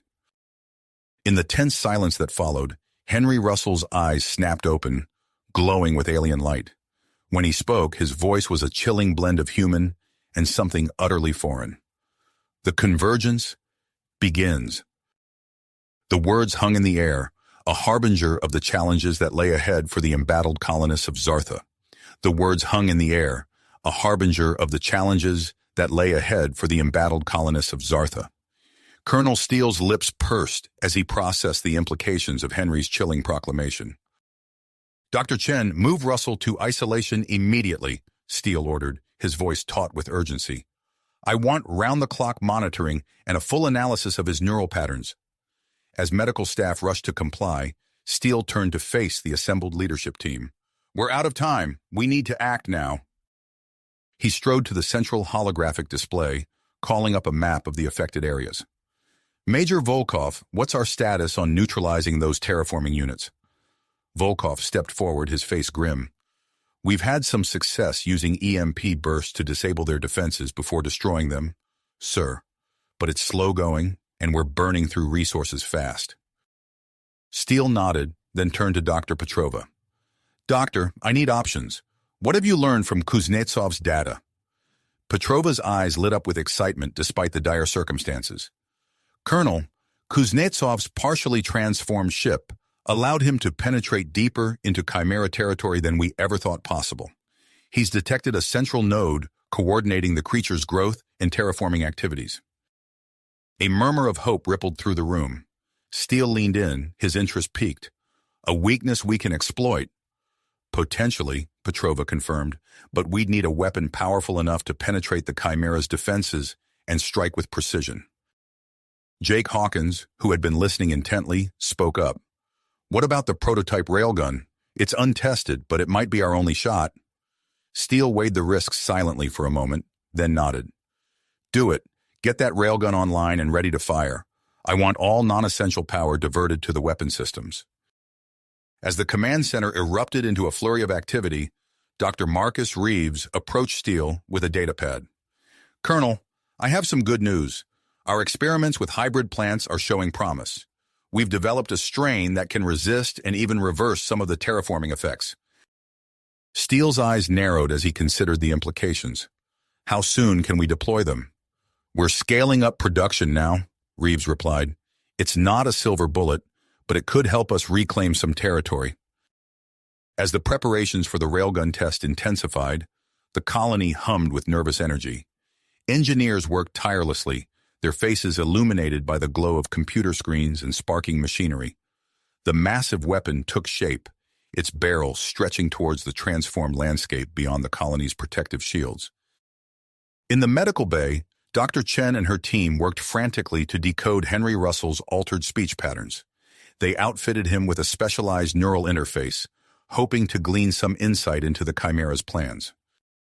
The convergence accelerates, Henry muttered, his eyes glowing with an otherworldly light. The old gives way to the new. Dr. Chen leaned in, her brow furrowed in concentration. Henry, can you hear me? What is the convergence? What's happening to you? Before Henry could respond, alarms blared throughout the colony. Jake Hawkins's voice crackled over the intercom system. All personnel, brace for impact. The Chimera's energy emissions are shifting. Outside, the transformed landscape pulsed with an intense alien light. The spire-like structures that had been steadily growing now blazed with energy, their beams reaching high into Zartha's atmosphere. In the command center, Colonel Steele barked orders as he watched the sensors struggle to interpret the new data. Status report! What the hell is happening out there? Major Volkov's voice came through, tinged with a mix of awe and fear. Sir, the Chimera's expansion has stopped, but those energy readings are off the charts. It's like nothing we've ever seen before. As the colony grappled with this new development, Dr. Petrova burst into the command center, her eyes wide with excitement. Colonel, I've cracked it! The Chimera's energy emissions follow a complex but predictable pattern. I can use this to create a targeting algorithm for the railgun. We might actually have a chance at hitting that central node. Steele nodded grimly. Upload that algorithm to the railgun's targeting systems. We fire as soon as it's ready. As the final preparations for the railgun test reached their climax, a tense hush fell over the colony. Non-essential systems powered down, diverting every available ounce of energy to the massive weapon. In the firing control room, technicians ran through final checks, their voices a steady stream of technical jargon. Colonel Steele stood at the main viewport, his eyes fixed on the pulsing alien landscape beyond. Railgun charged and ready, sir, a technician reported. Targeting systems online, awaiting your command. Steele took a deep breath, acutely aware of the weight of the moment. Fire when ready. The technician's hand hovered over the firing control, ready to unleash the full might of human ingenuity against the alien threat. Just as his finger touched the button, a violent tremor shook the colony. In the medical bay, Henry Russell's body arched off the bed, his neural interface overloading in a cascade of sparks and data. The surge ripped through the colony's computer systems, causing a momentary power fluctuation that rippled through the railgun's targeting array. As alarms blared and systems flickered, the Chimera's energy emissions suddenly shifted to a new, unknown frequency. The spire-like structures blazed with an intensity that threatened to overwhelm the colony's sensors. In the command center, Colonel Steele gripped the edge of the holographic display, his squeezing hard. What's happening? Someone give me answers. But as the defenders of Zartha struggled to comprehend this unprecedented turn of events, they found themselves facing a situation that defied their understanding, with the fate of the entire colony hanging in the balance. Balance. Suddenly, a massive surge of energy erupted from the Chimera's central node, overwhelming the colony's sensors and sending shockwaves through the command center. Abort the firing sequence, Steele shouted, his voice cutting through the chaos. All personnel, brace for impact. The technician's hand jerked away from the firing control as alarms blared throughout the facility. The railgun, its power buildup, halted mid-sequence, whined as its capacitors discharged harmlessly. Outside, the landscape transformed before their eyes. The spire-like structures that had dominated the horizon began to collapse, releasing thick clouds of alien spores into Zartha's atmosphere. The winds, high above the colony's protective shields, caught the spores and carried them across the planet's surface with frightening speed. Dr. Petrova rushed to her monitoring station, her fingers flying across the holographic interface. Colonel, we're detecting an unknown biological agent dispersing through the atmosphere. It's unlike anything we've seen before. In the medical bay, Henry Russell's body convulsed one final time before going still. Dr. Chen leaned over him, checking his vitals with growing concern. As she watched, his brain activity patterns shifted, aligning perfectly with the pulsing energy emissions from the Chimera. Dr. Chen to Colonel Steele, she called over the comm. Henry's condition has stabilized, but his neural patterns are now in sync with the Chimera's energy signature.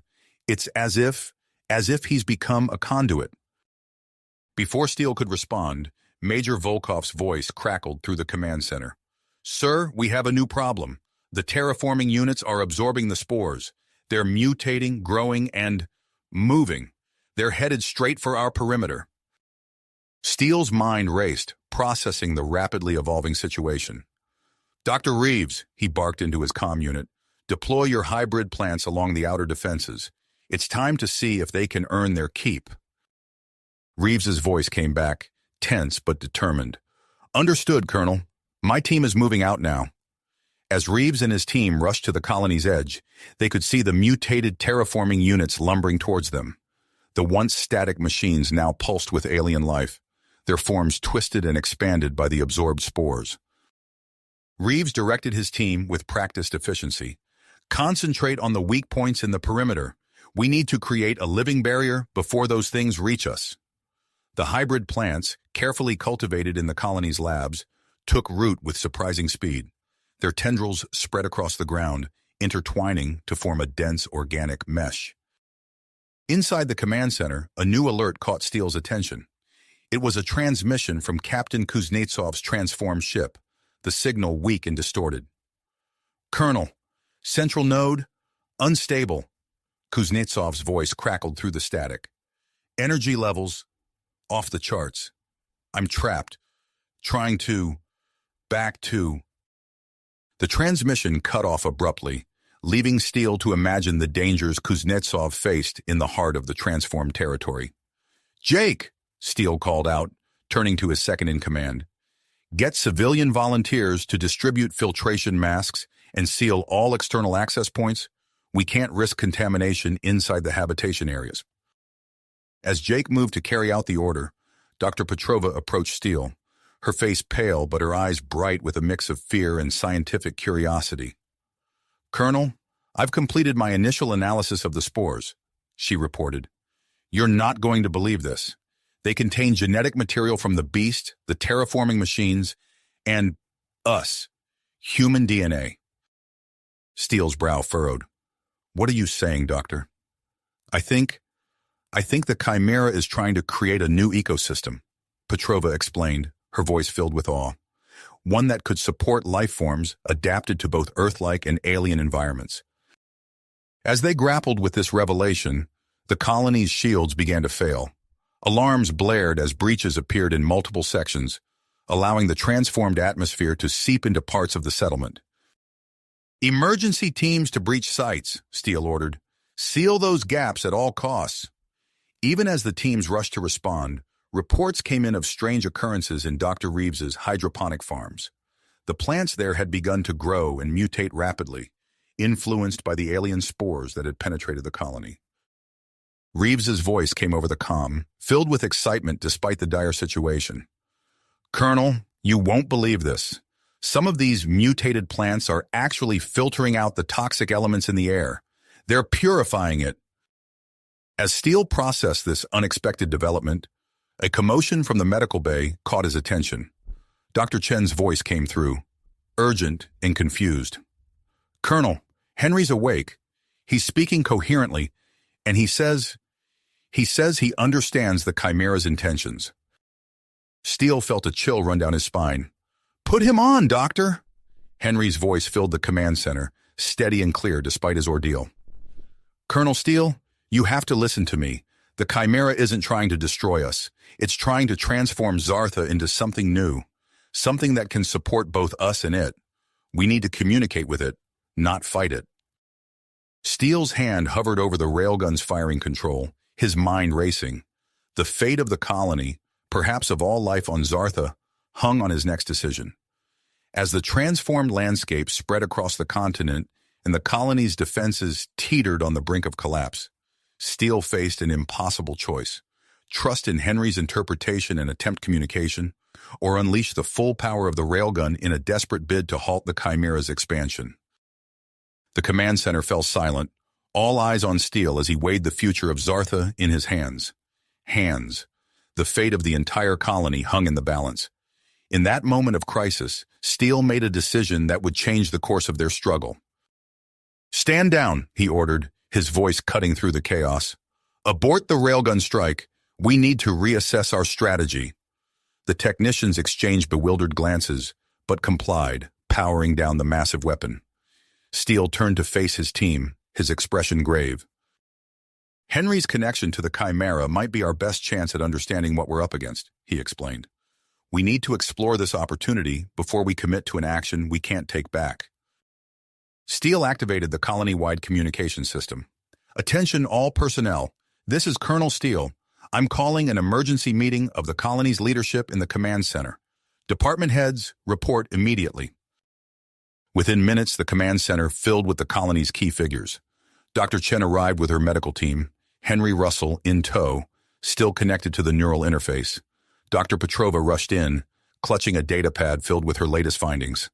Jake Hawkins entered, his face lined with concern for the civilian population. As the group assembled, tensions ran high. Voices overlapped as each person tried to convey the urgency of their respective situations. "Everyone, quiet down," Steele commanded, his voice brooking no argument. "We need to make a decision, and we need to make it now." Dr. Chen stepped forward, her hand resting protectively on Henry's shoulder. "Colonel, Henry believes he can communicate with the Chimera. If we can understand its intentions, we might find a way to coexist." Major Volkov scoffed. "Coexist? With that thing? It's already taken half the continent." "But what if it's not trying to destroy us?" Dr. Petrova interjected. "My analysis shows that the spores are creating a hybrid environment. It's possible the Chimera is attempting to transform Zartha into something that can support both our life forms." The room erupted into heated debate. Steele listened intently, weighing each argument. After several intense minutes, he raised his hand for silence. "We'll attempt communication," he announced, "but we'll do it on our terms, with every precaution in place." Steele turned to Dr. Chen. "Prepare a containment unit near the perimeter. We'll use it as a communication hub." He then addressed Volkov. "Major, I want a defensive line around that unit. Use everything we've got, conventional weapons and those EMP devices." "Dr. Reeves," Steele continued, "work with Volkov's team. Use your hybrid plants to create an additional barrier." As the team dispersed to carry out their tasks, Steele approached Henry. "Are you sure about this?" he asked, his voice low. Henry nodded, his eyes glowing with an otherworldly light. "It's our best chance, Colonel. The Chimera, it's not what we think it is." Within hours, a fortified containment unit stood at the colony's edge. Henry sat inside, surrounded by an array of communication equipment and monitoring systems. Dr. Chen and her team hovered nearby, keeping a close watch on his vital signs. Outside, Major Volkov's security forces formed a protective ring around the unit. The air crackled with the energy of primed weapons and EMP devices. Beyond this line of defense, Dr. Reeves and his team worked feverishly to plant and grow their hybrid vegetation, creating a living barrier against the advancing alien landscape. In the command center, Steele watched the proceedings via holographic display. "Dr. Chen, you may proceed," he ordered. Inside the containment unit, Dr. Chen nodded to Henry. "Whenever you're ready," she said softly. Henry closed his eyes, his face a mask of concentration. The neural interface hummed to life, its lights pulsing in sync with the distant spires of the transformed landscape. For several tense moments, nothing happened. Then, without warning, the entire alien terrain seemed to shudder. The pulsing light from the spire-like structures shifted, adopting a more regular, almost rhythmic pattern. "Colonel," Dr. Petrova's voice came through the comm, "the expansion is slowing down, and these energy readings, they're changing." Outside the containment unit, the air began to shimmer. A concentrated mass of energy coalesced, pulsing in time with Henry's neural interface. "It's responding," Henry whispered, his voice filled with awe. "It's trying to communicate." As the attempt at communication continued, the transformed landscape began to change. The chaotic alien structures started to reshape themselves, forming more defined patterns that seemed to blend biological and technological elements. In the depths of the mutated terrain, Captain Kuznetsov noticed the shift. The once aggressive terraforming units around him became less hostile, allowing him to maneuver his altered ship closer to the colony's perimeter. "Kuznetsov to Steele," he radioed, his voice filled with static. "Something's happening out here. The Chimera, it's changing." Miles away, in the underground Wagner city, HFY and his team achieved a breakthrough with the harmonic resonator. As they activated its core component, low-frequency waves began to ripple through the transformed landscape, stabilizing some of the more volatile elements. Back in the colony, Jake Hawkins coordinated civilian efforts to expand the cultivation of Dr. Reeves's mutated plants. The enhanced air filtration systems began to show results, with contamination levels in the sealed habitation areas slowly decreasing. As night fell on Zartha, the defenders of the colony found themselves at a crucial juncture. The communication attempt with the Chimera continued, with Henry acting as a bridge between two vastly different forms of life. The transformed landscape, while still vast and alien, showed signs of stabilization and even partial regression in some areas.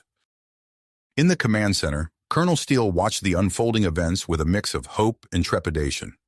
The fate of the colony, perhaps of all life on Zartha, now rested on their ability to understand and coexist with a force beyond their comprehension. As the night deepened, the inhabitants of this distant world worked tirelessly, each action bringing them closer to an uncertain future in their radically altered environment. Altered world. As the first light of dawn crept over the horizon, the communication attempt with the Chimera entered a critical phase. Inside the containment unit, Henry Russell's eyes flew open, his body arching as a surge of neural activity overwhelmed his senses. The monitors surrounding him erupted in a cacophony of alarms, their screens flashing with erratic patterns of brain activity. Dr. Chen rushed to Henry's side, her team moving with practiced efficiency. "Administer the neural stabilizer, now!" she ordered, her voice cutting through the chaos. As the stabilizing agent coursed through Henry's system, the central node of the Chimera pulsed with renewed intensity. Complex patterns of energy rippled across its surface, each wave more intricate than the last. In the command center, Colonel Steele watched the unfolding events with growing concern. "Dr. Petrova, what are we seeing?" he demanded, his eyes fixed on the holographic display of the transformed landscape. Elena Petrova's fingers flew across her console, her brow furrowed in concentration. "The spores, Colonel," she reported, her voice tinged with awe. "They're organizing themselves, forming some kind of network throughout the atmosphere." As if in response to her words, the air outside the colony shimmered. Countless bioluminescent nodes materialized, suspended in a vast, three-dimensional web that stretched as far as the eye could see. Steele's expression resolute. "Activate the backup power system," he ordered. "I want our shields at maximum strength." The colony hummed as the additional energy surged through its systems. The protective field around Henry's containment unit intensified, creating a shimmering barrier between the human conduit and the alien presence beyond. Outside the perimeter, Major Volkov and his team watched in stunned silence as the terraforming units ceased their relentless advance.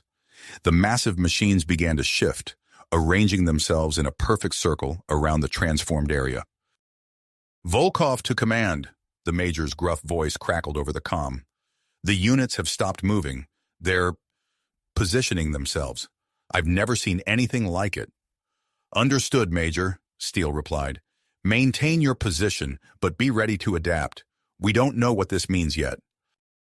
As the morning wore on, a commotion at the edge of the colony drew Steele's attention. Captain Kuznetsov's partially transformed ship had finally reached the perimeter, its hull a bizarre fusion of human technology and alien growth. "Get him into decontamination immediately," Steele ordered, "and have Dr. Petrova's team start analyzing that ship. We need to understand what's happened to it." In the underground Wagner city, Zix Vial felt a tremor run through the ancient stone as the harmonic resonator reached full power. The device emitted a low, pulsing hum that seemed to resonate with the very air around them. "We've done it," Zix Vial breathed, his multifaceted eyes gleaming with triumph. The frequency, it's harmonizing with the Chimera's energy signature. The effect was immediate and dramatic. Across the transformed landscape, areas of stability began to expand and interconnect, creating a patchwork of habitable zones amidst the alien terrain. Back in the colony, Jake Hawkins coordinated the efforts to expand Dr. Reeves's hybrid plant cultivation. The enhanced vegetation spread rapidly, its roots intertwining with the colony's life support systems. "Steele, "This is Hawkins," Jake reported. "The new plants are performing beyond our expectations. We're seeing a significant drop in toxicity levels throughout the habitation zones." As the day progressed, the communication attempt yielded its first tangible results. The Chimera's central node began to reshape itself, its amorphous form coalescing into a structure that defied easy categorization. Part organic, part technological, wholly alien. From this new configuration, patterns of energy began to pulse outward. The colony's linguists and xenobiologists worked feverishly to decipher the complex, multidimensional language. "It's trying to tell us something," Dr. Chen realized, her eyes wide as she studied the readings from Henry's neural interface. "But it's more than just communication. Look at Henry." Steele turned his attention to the containment unit's video feed. Henry's skin had taken on a subtle glow, reminiscent of the bioluminescent nodes floating in the atmosphere. The change was subtle, but undeniable. Henry was being altered by his connection to the Chimera. As night fell, the colony faced a new crisis. Alarms blared as the defensive shields began to fail, overtaxed by the constant exposure to the alien environment. But before panic could set in, a miraculous sight unfolded. The hybrid plants, nurtured by Dr. Reeves and his team, surged into action. They grew at an impossible rate, their tendrils weaving together to form living barriers wherever the shields faltered. The gaps were sealed, and the air within the colony remained breathable. "Reeves to command," the botanist's excited voice came through. "Colonel, you need to see this. The plants, they're not just filtering the air, they're adapting, integrating with our systems. It's like they're becoming part of the colony itself." As Steele processed this information, a new phenomenon caught everyone's attention. The bioluminescent spore nodes in the atmosphere began to descend, concentrating around the colony's perimeter. They formed intricate, pulsing structures that bridged the gap between the human settlement and the heart of the transformed landscape. In the command center, Steele watched as the holographic display filled with swirling patterns of light and energy. The Chimera's communication attempts had intensified, its message taking on a visual form that sprawled across the transformed terrain. It's a proposal," one of the xenobiologists exclaimed, her voice filled with a mixture of excitement and disbelief. "The Chimera is showing us a blueprint for a new ecosystem, one that could support both us and the transformed life forms." As the night deepened, the defenders of Zartha found themselves on the cusp of a profound breakthrough. The physical manifestations of the Chimera's attempts at communication presented both unprecedented opportunities and daunting challenges. Steele stood at the center of the command hub, his mind racing as he considered their next move. The colony teetered on the brink of a new era, one that would redefine their very existence on this alien world. With the Chimera's proposal before them, and the landscape continuing to evolve, the time had come to make a decision that would shape the future of both humanity and Zartha itself. As the first light of dawn crept over the horizon, the communication attempt with the Chimera entered a new phase. The bioluminescent spore nodes that had descended during the night began to pulse with increasing intensity, their ethereal glow intensifying as the sun rose. Colonel Steele watched from the command center as a shimmering energy field materialized around the colony's perimeter. His hand instinctively moved towards his sidearm, but he forced himself to remain calm. "Dr. Petrova, analysis?" he asked, his voice tense. Elena Petrova's fingers danced across her console. It's not an attack, Colonel. The energy field appears to be acting as a protective barrier. It's filtering out the more volatile elements of the transformed landscape." Steele nodded, allowing himself a small measure of relief. "Keep monitoring it. I want to know the moment anything changes." Inside the containment unit, Henry Russell's body arched suddenly, his eyes flying open. Dr. Sarah Chen rushed to his side, her team following close behind. "Henry, can you hear me?" she asked, her voice steady despite the concern etched on her face. Henry's skin shimmered with a soft bioluminescent glow. As Dr. Chen watched, small, iridescent scales began to form on his arms and neck.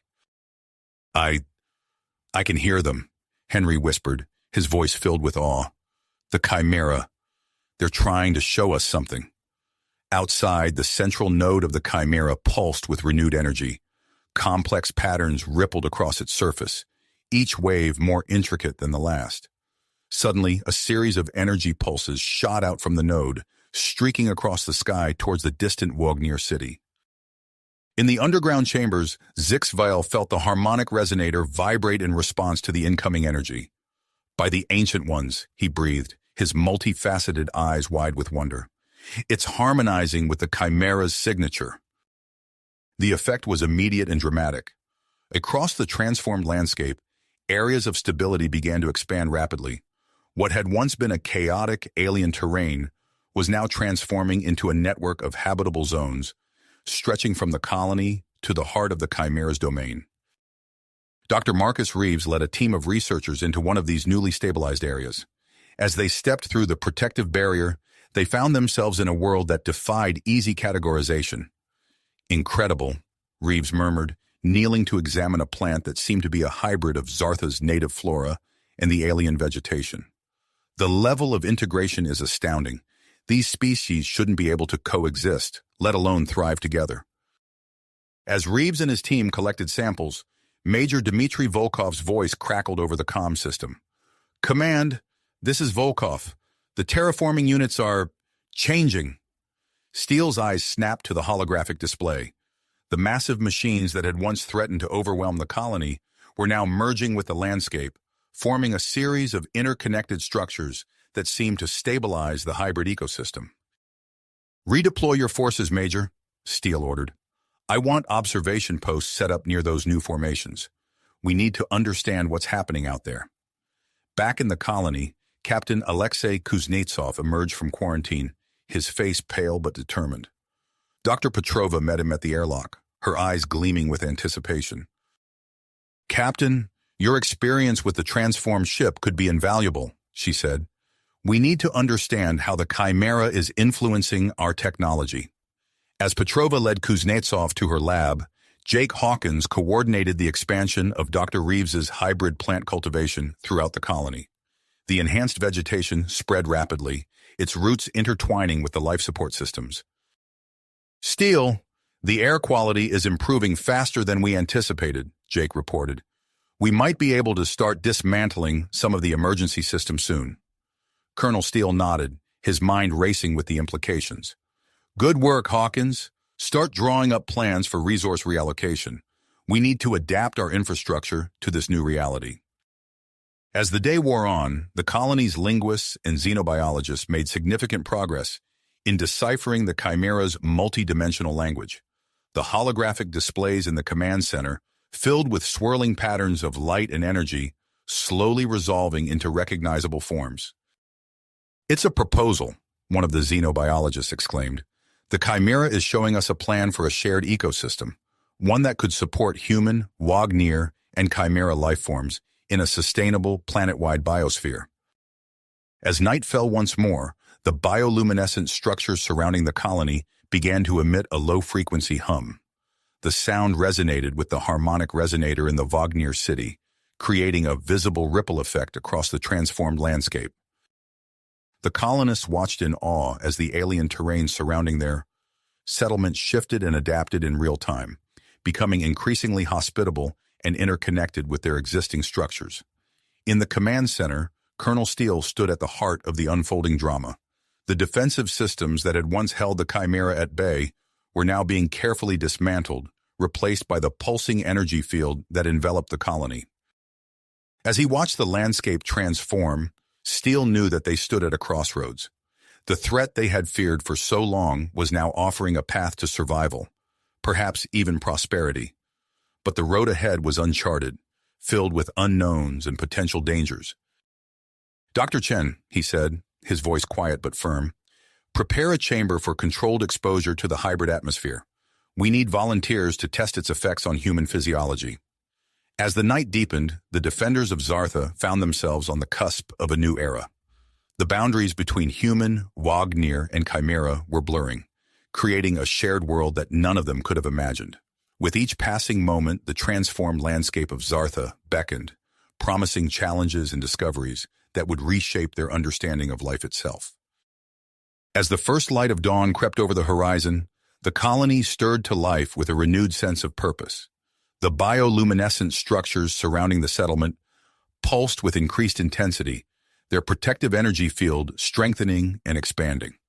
Colonel Steele stood at the command center's viewport, watching as the boundary between the colony and the transformed landscape became increasingly permeable. "Hawkins," Steele called out, his voice steady and determined. "Begin implementation of Expansion Plan Alpha. Let's see how far we can push our boundaries today." Jake Hawkins nodded, his fingers flying across the holographic interface. "Aye, sir. Dispatching engineering teams to set up the first adaptive habitation modules now." Outside, the colony's perimeter buzzed with activity. Teams of engineers and construction workers moved with practiced efficiency, deploying sleek modular structures that seemed to pulse and shift as they interfaced with the hybrid environment.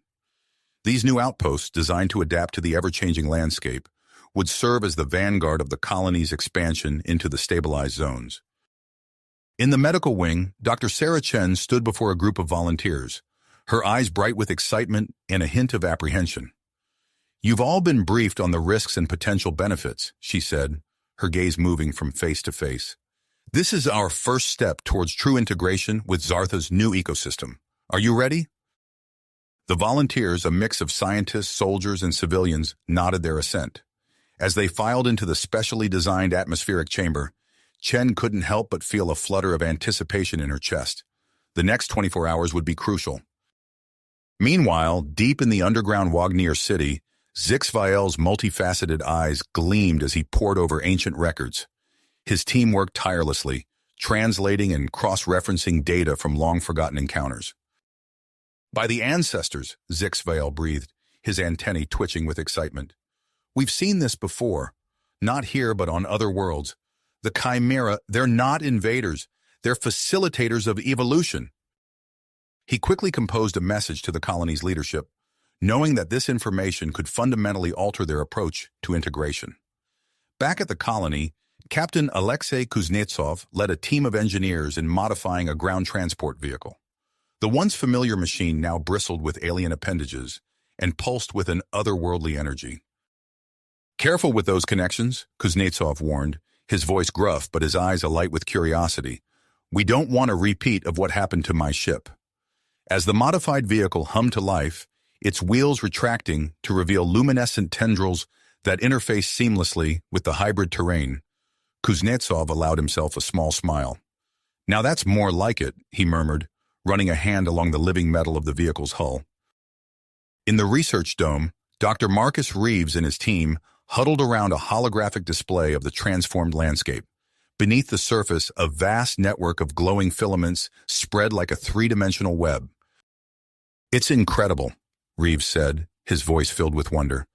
"This network, it's not just communication, it's distributing resources, balancing the ecosystem on a planetary scale." One of his assistants looked up from a datapad. "Dr. Reeves, the latest scans show our agricultural systems are already starting to interface with the network. Crop yields are up 300% in the test plots." As the day progressed, the colony hummed with activity and discovery.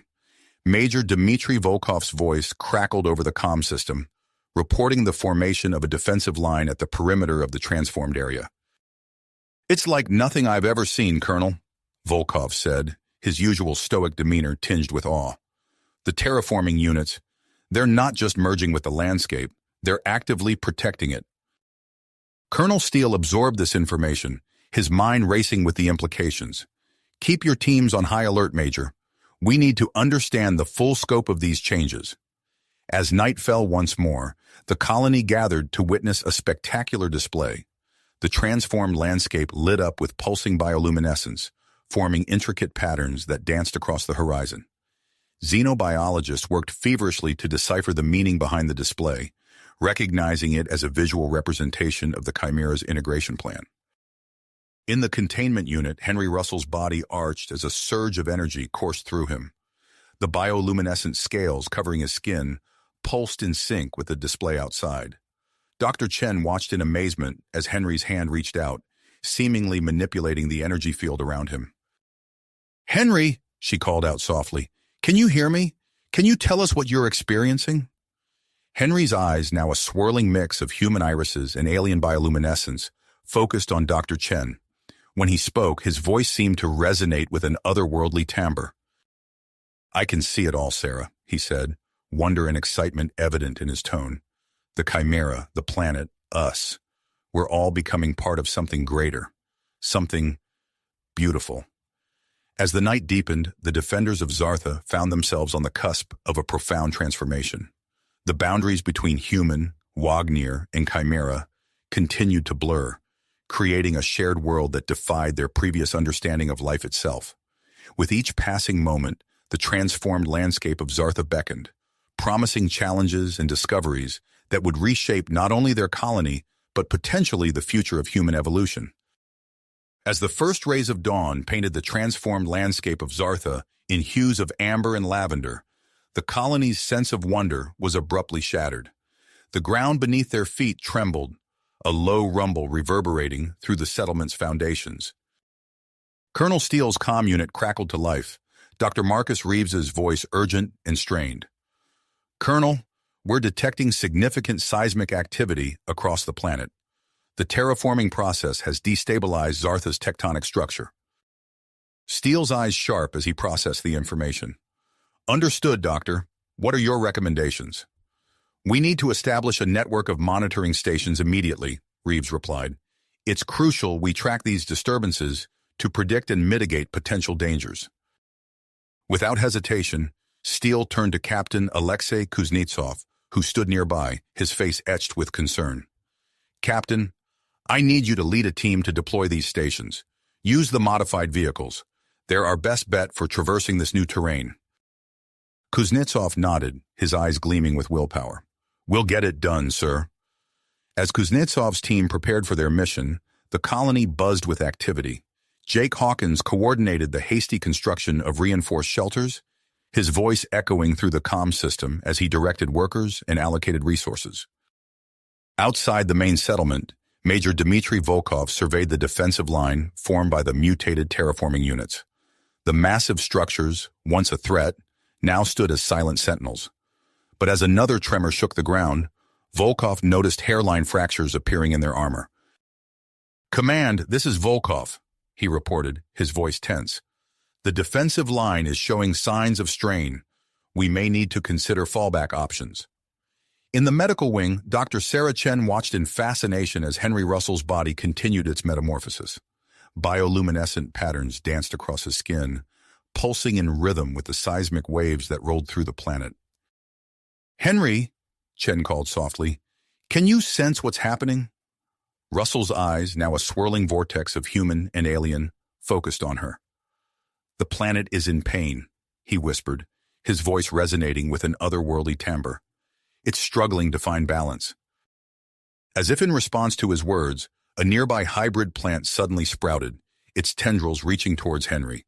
With a gentle gesture, he coaxed it to grow, its roots spreading and strengthening the floor beneath their feet. Chen's eyes widened.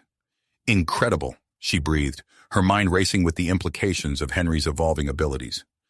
Deep in the Wagnir city, Zixvel's antennae twitched with excitement as he pored over ancient records. "Eureka!" he chittered, his multifaceted eyes gleaming. "We've found it, the key to stabilizing the planet's core." He quickly relayed his findings to the colony's leadership, emphasizing the critical nature of their discovery. "We must modify the harmonic resonator," Zixvel explained. "It's our only chance to prevent a catastrophic geological event." As engineers from both species worked feverishly to adapt the resonator, Captain Kuznetsov's team ventured into the transformed landscape. Their modified vehicle glided over the terrain, its luminescent tendrils interfacing seamlessly with the hybrid ecosystem. Kuznetsov's voice crackled over the comm. "We've encountered pockets of untransformed landscape. Highly volatile. Approach with caution." The team carefully navigated around these dangerous areas, setting up monitoring stations at strategic points. As they worked, the ground beneath them shuddered with increasing frequency. Back at the colony, Dr. Elena Petrova made a breakthrough in deciphering the Chimera's complex communications. Her eyes widened as she interpreted the latest data.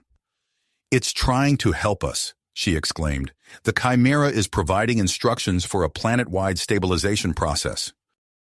Colonel Steele leaned over her shoulder, studying the swirling patterns on her display. Can we implement these instructions? Petrova nodded, her fingers flying over the holographic interface. I'm translating them into actionable plans now. We'll need to coordinate with the Wagniers and utilize the hybrid ecosystem. As the colony mobilized to enact the Chimera's stabilization plan, a new phenomenon caught everyone's attention. Massive crystalline structures erupted from fissures in the landscape, their facets gleaming with pulsating energy. Dr. Reeves' voice filled the command center, tinged with awe and excitement. Colonel, these formations appear to be natural stabilizers. They're channeling and dissipating the seismic energy. Steele's mind raced, weighing the potential risks and benefits. After a moment's consideration, he made his decision. Captain Kuznetsov, I want you to lead a team to investigate these structures up close. Take Dr. Reeves and a Wagner scientist with you. As Kuznetsov's team approached the largest crystalline formation, they watched in amazement as it seemed to respond to their presence, reconfiguring itself to allow safer access. It's like it's inviting us in, Reeves murmured, his hand hovering near the shimmering surface. Meanwhile, the modified harmonic resonator thrummed to life, its low-frequency pulse reverberating through Zartha's crust. The crystalline network and the hybrid ecosystem's root system pulsed in harmony, gradually stabilizing the most volatile areas. In the medical wing, Henry Russell's eyes snapped open, his body trembling with an instinctive understanding of the unfolding events. I need to go out there, he said, his voice filled with an alien certainty. I can help. Dr. Chen hesitated, concern etched on her face.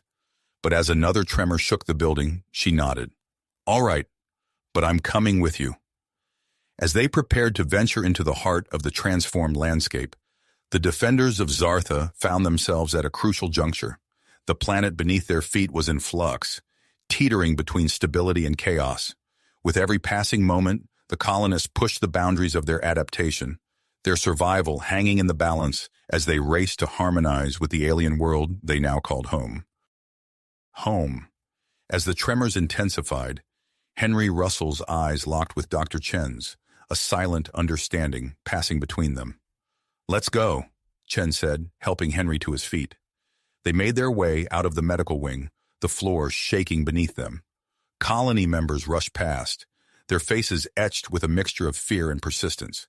As they stepped outside, the transformed landscape stretched before them, a pulsating tapestry of bioluminescent flora and crystalline formations.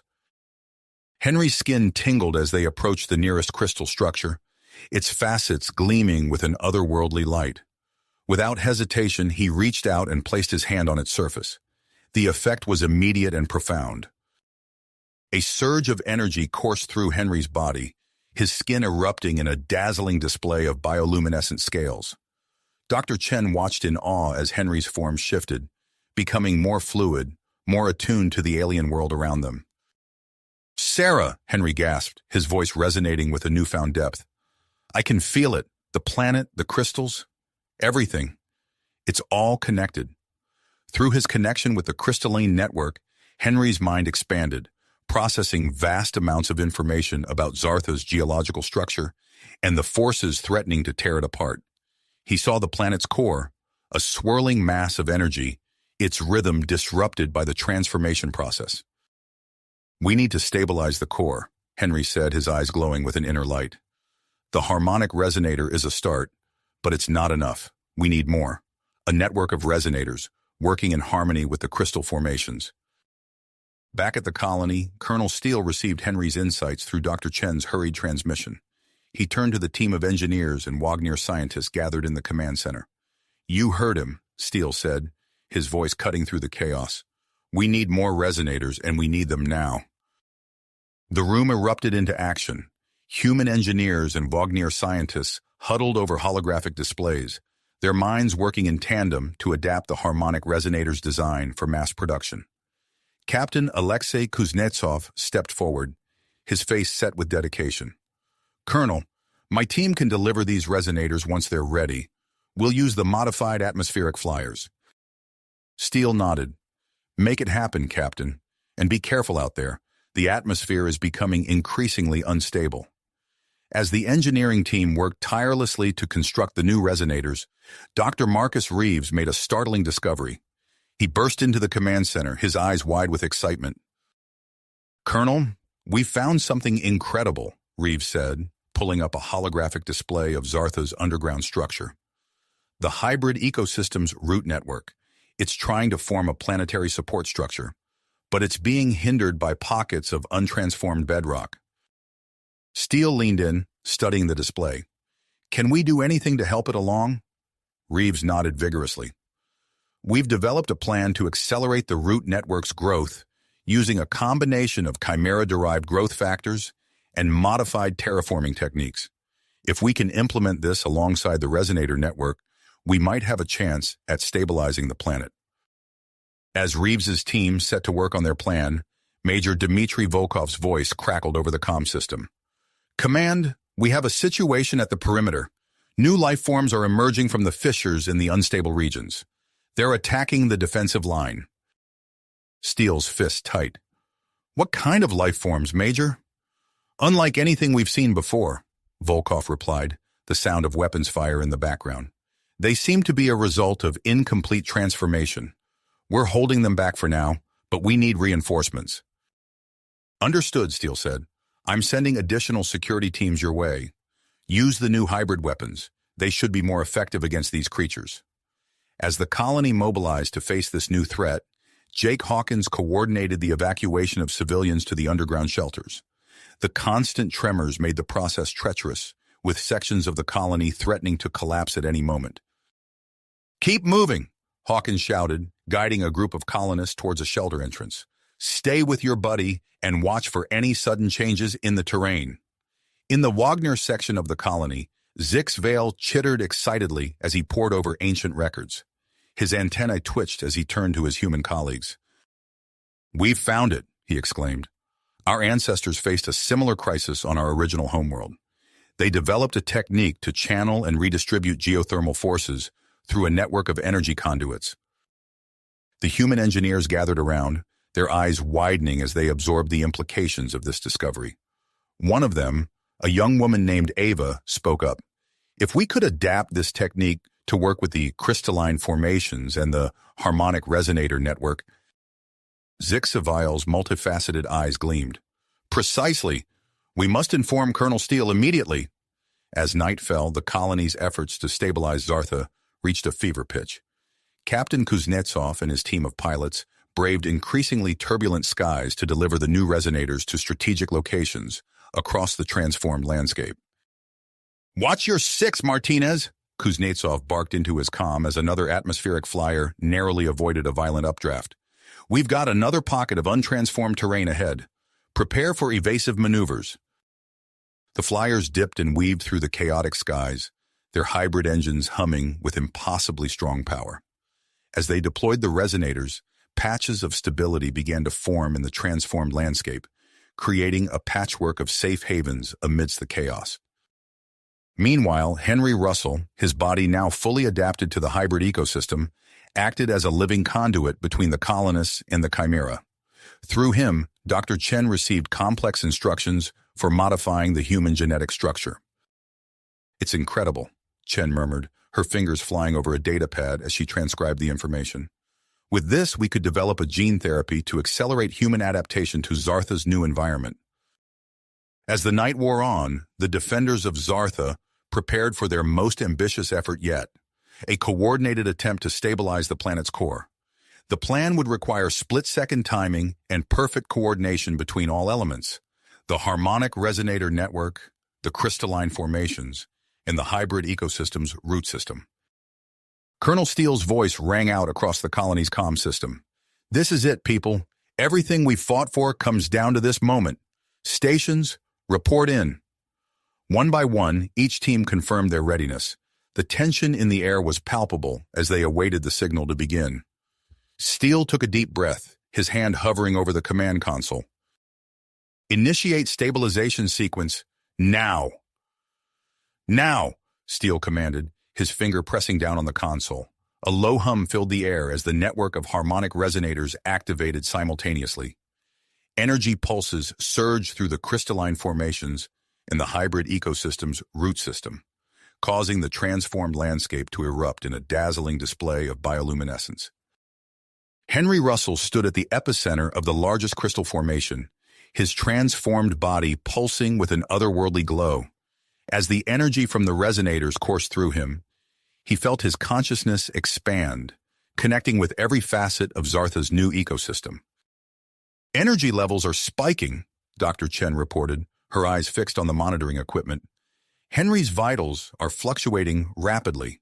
The strain on Henry's body intensified as he channeled the combined energies of the harmonic resonators and the Chimera's influence into Zartha's unstable core. His skin rippled with bioluminescent patterns, matching the rhythm of the planet's tremors. "Henry, can you hear me?" Dr. Chen's voice crackled through the comm. "Your cellular structure is changing at an unprecedented rate. We may need to pull you out if—" "No," Henry gasped, his voice barely recognizable. "I can handle it. We're making progress." In the skies above, Captain Kuznetsov led his fleet of modified atmospheric flyers in a planet-wide mission. The turbulent air currents buffeted the crafts as they navigated through the chaos. "Delta Team, deploy tethers between those two crystal clusters," Kuznetsov ordered. "Gamma Team, reinforce the western quadrant. Watch for those energy surges." The flyers swooped and dove, releasing energy-conducting tethers that connected the massive crystalline formations. A web-like structure began to form across Zartha's surface, distributing the stabilizing forces more evenly. Back at the colony's main settlement, the ground heaved and buckled. The hybrid plant root systems beneath the buildings pulsed with energy, holding the structures in place as the landscape around them shifted. Jake Hawkins's voice echoed through the emergency channels. "We've got colonists trapped in Sector 7. The ground's opened up beneath them. I need a rescue team with climbing gear. Stat!" As Hawkins coordinated the rescue efforts, Major Volkov and his security forces engaged in a fierce battle at the colony's perimeter. Strange, chimeric creatures poured from fissures in the unstable regions. Their forms a nightmarish blend of Zartha's old and new biospheres. "Hold the line!" Volkov shouted, his hybrid weapon pulsing with energy. "Don't let them breach the defensive grid." The security team's weapons flared with bursts of bioelectric energy, pushing back the waves of attackers. Each blast seemed to resonate with the crystalline formations nearby, creating a ripple effect that further destabilized the creatures. In the research hub, Dr. Reeves and his team worked feverishly to accelerate the growth of the hybrid ecosystem's root network. They loaded canisters of specially engineered growth agents into deployment drones. "Launch the drones," Reeves commanded. "Target the largest fissures first, then spread outward. We need to reinforce as much of the crust as possible." The drones zipped out across the transformed landscape, releasing their payloads into gaping chasms and unstable terrain. Where the growth agents landed, the root systems exploded with growth, quickly knitting together weakened sections of Zartha's crust. Deep within the Wagnir underground city, Zixviel and his fellow scientists monitored holographic displays of the energy conduit network. Their antennae twitched with each new data input. "Redirect flow to grid section 17 alpha," Zixviel chittered. "Tectonic stress is building up in that region."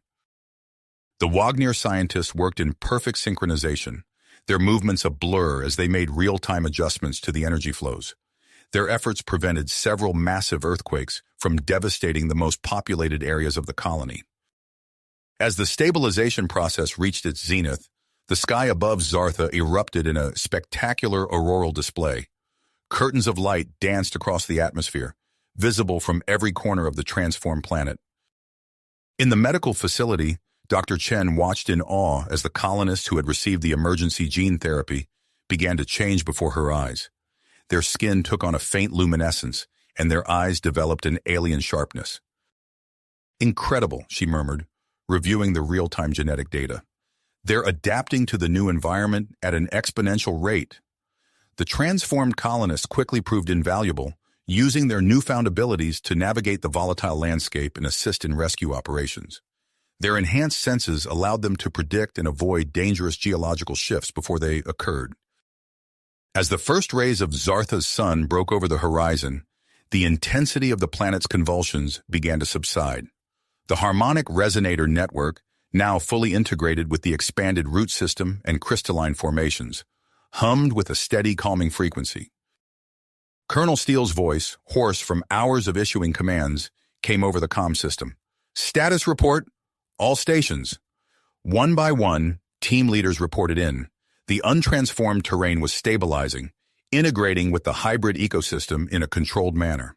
The attacking creatures had been repelled, and the colony's structural integrity held. But as the immediate crisis waned, a new one emerged. At the center of the largest crystal formation, Henry Russell's body went limp, his glow fading. "Henry's down!" Dr. Chen shouted, already rushing towards him with her medical team. "We need immediate evac to the specialized care unit." As they loaded Henry's unconscious form onto a stretcher, his body continued to shift and change, no longer recognizably human. Dr. Chen's mind raced with the implications of his transformation and the challenges that lay ahead in treating him. With the stabilization process complete, Colonel Steele ordered a comprehensive assessment of the colony's status and the full extent of Zartha's transformation. Initial reports painted a picture of a dramatically altered but potentially more habitable world. As the colonists emerged from their shelters, blinking in the light of a new day, they gazed out at a landscape both familiar and alien. The true scope of their achievement and the challenges that lay ahead was only beginning to dawn on them.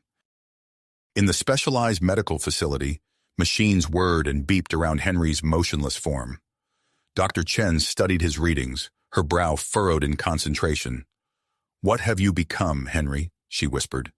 "And what does it mean for the rest of us?"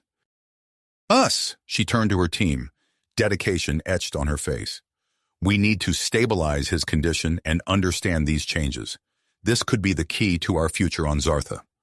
As the days passed, the immediate crisis gave way to a period of rapid adaptation and exploration. The once chaotic landscape settled into a new equilibrium, with the planet-wide network of hybrid ecosystems interconnected by crystalline formations in the expanded root system. Colonel Steele stood at the command center's view screen, surveying the transformed terrain. The familiar red dust of Zartha had given way to a mosaic of vibrant colors and alien vegetation. He turned to face the assembled group of leaders. "We're facing a new world," Steele said, his voice steady. "Our survival depends on our ability to adapt and work together. That's why I'm establishing a council with representatives from all groups, humans, Wagniers, and those who have undergone significant adaptation to the hybrid ecosystem." Zik Savile chittered in agreement, his antennae twitching with excitement. "A wise decision, Colonel. Our combined knowledge will be crucial in navigating this transformed Zartha." The newly formed council wasted no time in setting to work. They gathered around a holographic display of the planet, marking areas for immediate exploration and potential settlement. Meanwhile, in the specialized medical facility, Dr. Chen worked tirelessly to unravel the mystery of Henry Russell's condition. Weeks of intensive care and observation passed, with Henry's body continuing to shift and change in ways that defied conventional understanding. Then, on a day that would be remembered in the colony's history, Dr. Chen burst into the council chamber, her eyes wide with excitement. "We've had a breakthrough," she announced breathlessly. "Henry's awake." The council members rushed to the medical facility, where they found Henry sitting up in his bed, his body glowing with a soft, pulsating light. His eyes, now a swirling mix of colors, focused on the group as they entered. "I can feel it," Henry said, his voice carrying an otherworldly resonance. "The entire planet. It's all connected. I can sense every root, every crystal, every living thing." Dr. Chen explained her findings to the astonished council. Henry's consciousness has fully integrated with the hybrid ecosystem. He's become a living bridge between us and the planet-wide network created by the Chimera. This development opened up new avenues of understanding for the colonists. Through Henry, they gained unprecedented insight into the functioning of their new world. He could predict weather patterns, locate resources, and even communicate with the various life forms that had evolved in the wake of the transformation. Eager to explore the full extent of Zartha's changes, Captain Alexei Kuznetsov assembled a team for the first long-range expedition into the transformed regions. His group included both adapted humans and Wagner scientists, each bringing unique skills and perspectives to the mission. As they ventured beyond the known territories, Kuznetsov and his team marveled at the alien landscapes that unfolded before them. Vast new land masses teemed with hybrid life forms, creating ecosystems that defied easy categorization. "Look at this," breathed Dr. Ava Rodriguez, one of the expedition's biologists, as she examined a plant that seemed to be a cross between an earth fern and a crystalline structure. "It's photosynthesizing, but it's also conducting energy through its structure like our harmonic resonators." Kuznetsov nodded, his eyes scanning the horizon. "And there's so much more to discover. This is just the beginning." Back at the colony, Dr. Marcus Reeves led a research team into the heart of what had once been the beast territory. What they found there left them awestruck. The original creature had evolved into a vast sentient network of biological processors, fully integrated with the planet's new ecosystem. "It's not just alive," Reeves reported back to the council, his voice filled with wonder. "It's aware, and it wants to help us." This biological network, once the source of so much fear and destruction, now offered its vast processing power to assist the colonists in understanding and managing the complex balance of life on the transformed Zartha. It provided real-time data on ecosystem health, predicted potential imbalances, and even suggested solutions to emerging problems. As the colony began to expand into the newly stabilized regions, Jake Hawkins took charge of establishing a series of interconnected settlements. Using the adaptive technologies developed during the crisis, these new communities were designed to work in harmony with the hybrid ecosystem. "We're not just surviving anymore," Hawkins said as he oversaw the construction of a new habitat dome. "We're thriving, and we're doing it in a way that respects and enhances the world around us." The Wagner community, led by Zix Vielle, found a new purpose in this transformed world. Their ancient knowledge proved invaluable in navigating the complexities of Zartha's new biosphere.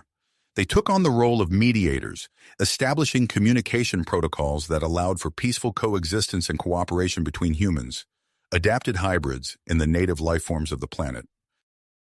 As the first year on the transformed Zartha drew to a close, the colony gathered to celebrate their survival and adaptation. The memorial for the child whose loss had sparked the initial conflict now stood as a symbol of their journey, a reminder of the challenges they had faced and the understanding they had gained. Colonel Steele stood before the assembled colonists, his weathered face reflecting the myriad changes they had all experienced. "We came to this planet as conquerors," he began, his voice carrying across the crowd. "We leave behind that mindset as we embrace a new identity, not as masters of this world, but as part of it." He paused, looking out over the faces of humans, Wagners, and adapted hybrids alike. "To reflect this new beginning, we have decided to rename our home. From this day forward, we live on Harmonia, a world of balance, cooperation, and endless discovery." As night fell on Harmonia, its bioluminescent landscape pulsed with life. The colonists looked up at the star-filled sky, ready to share their hard-won wisdom with the rest of humanity. The beast that had once terrorized them had become the heart of their new world, a testament to the power of adaptation and the indomitable spirit of all sentient beings. Yet even as they celebrated, new challenges loomed on the horizon. The complex ecosystem of Harmonia was still settling, and maintaining the delicate balance would require constant vigilance and innovation. And beyond their world, the rest of the galaxy waited, full of untold wonders and potential threats. For the inhabitants of Harmonia, their journey was a long way to go. It was, in many ways, just beginning. You have reached the end of the story. If you enjoyed this story and want to support us, please leave a like and subscribe to our channel. And for every comment that says 88, I will heart every single one of them. Thank you for your time.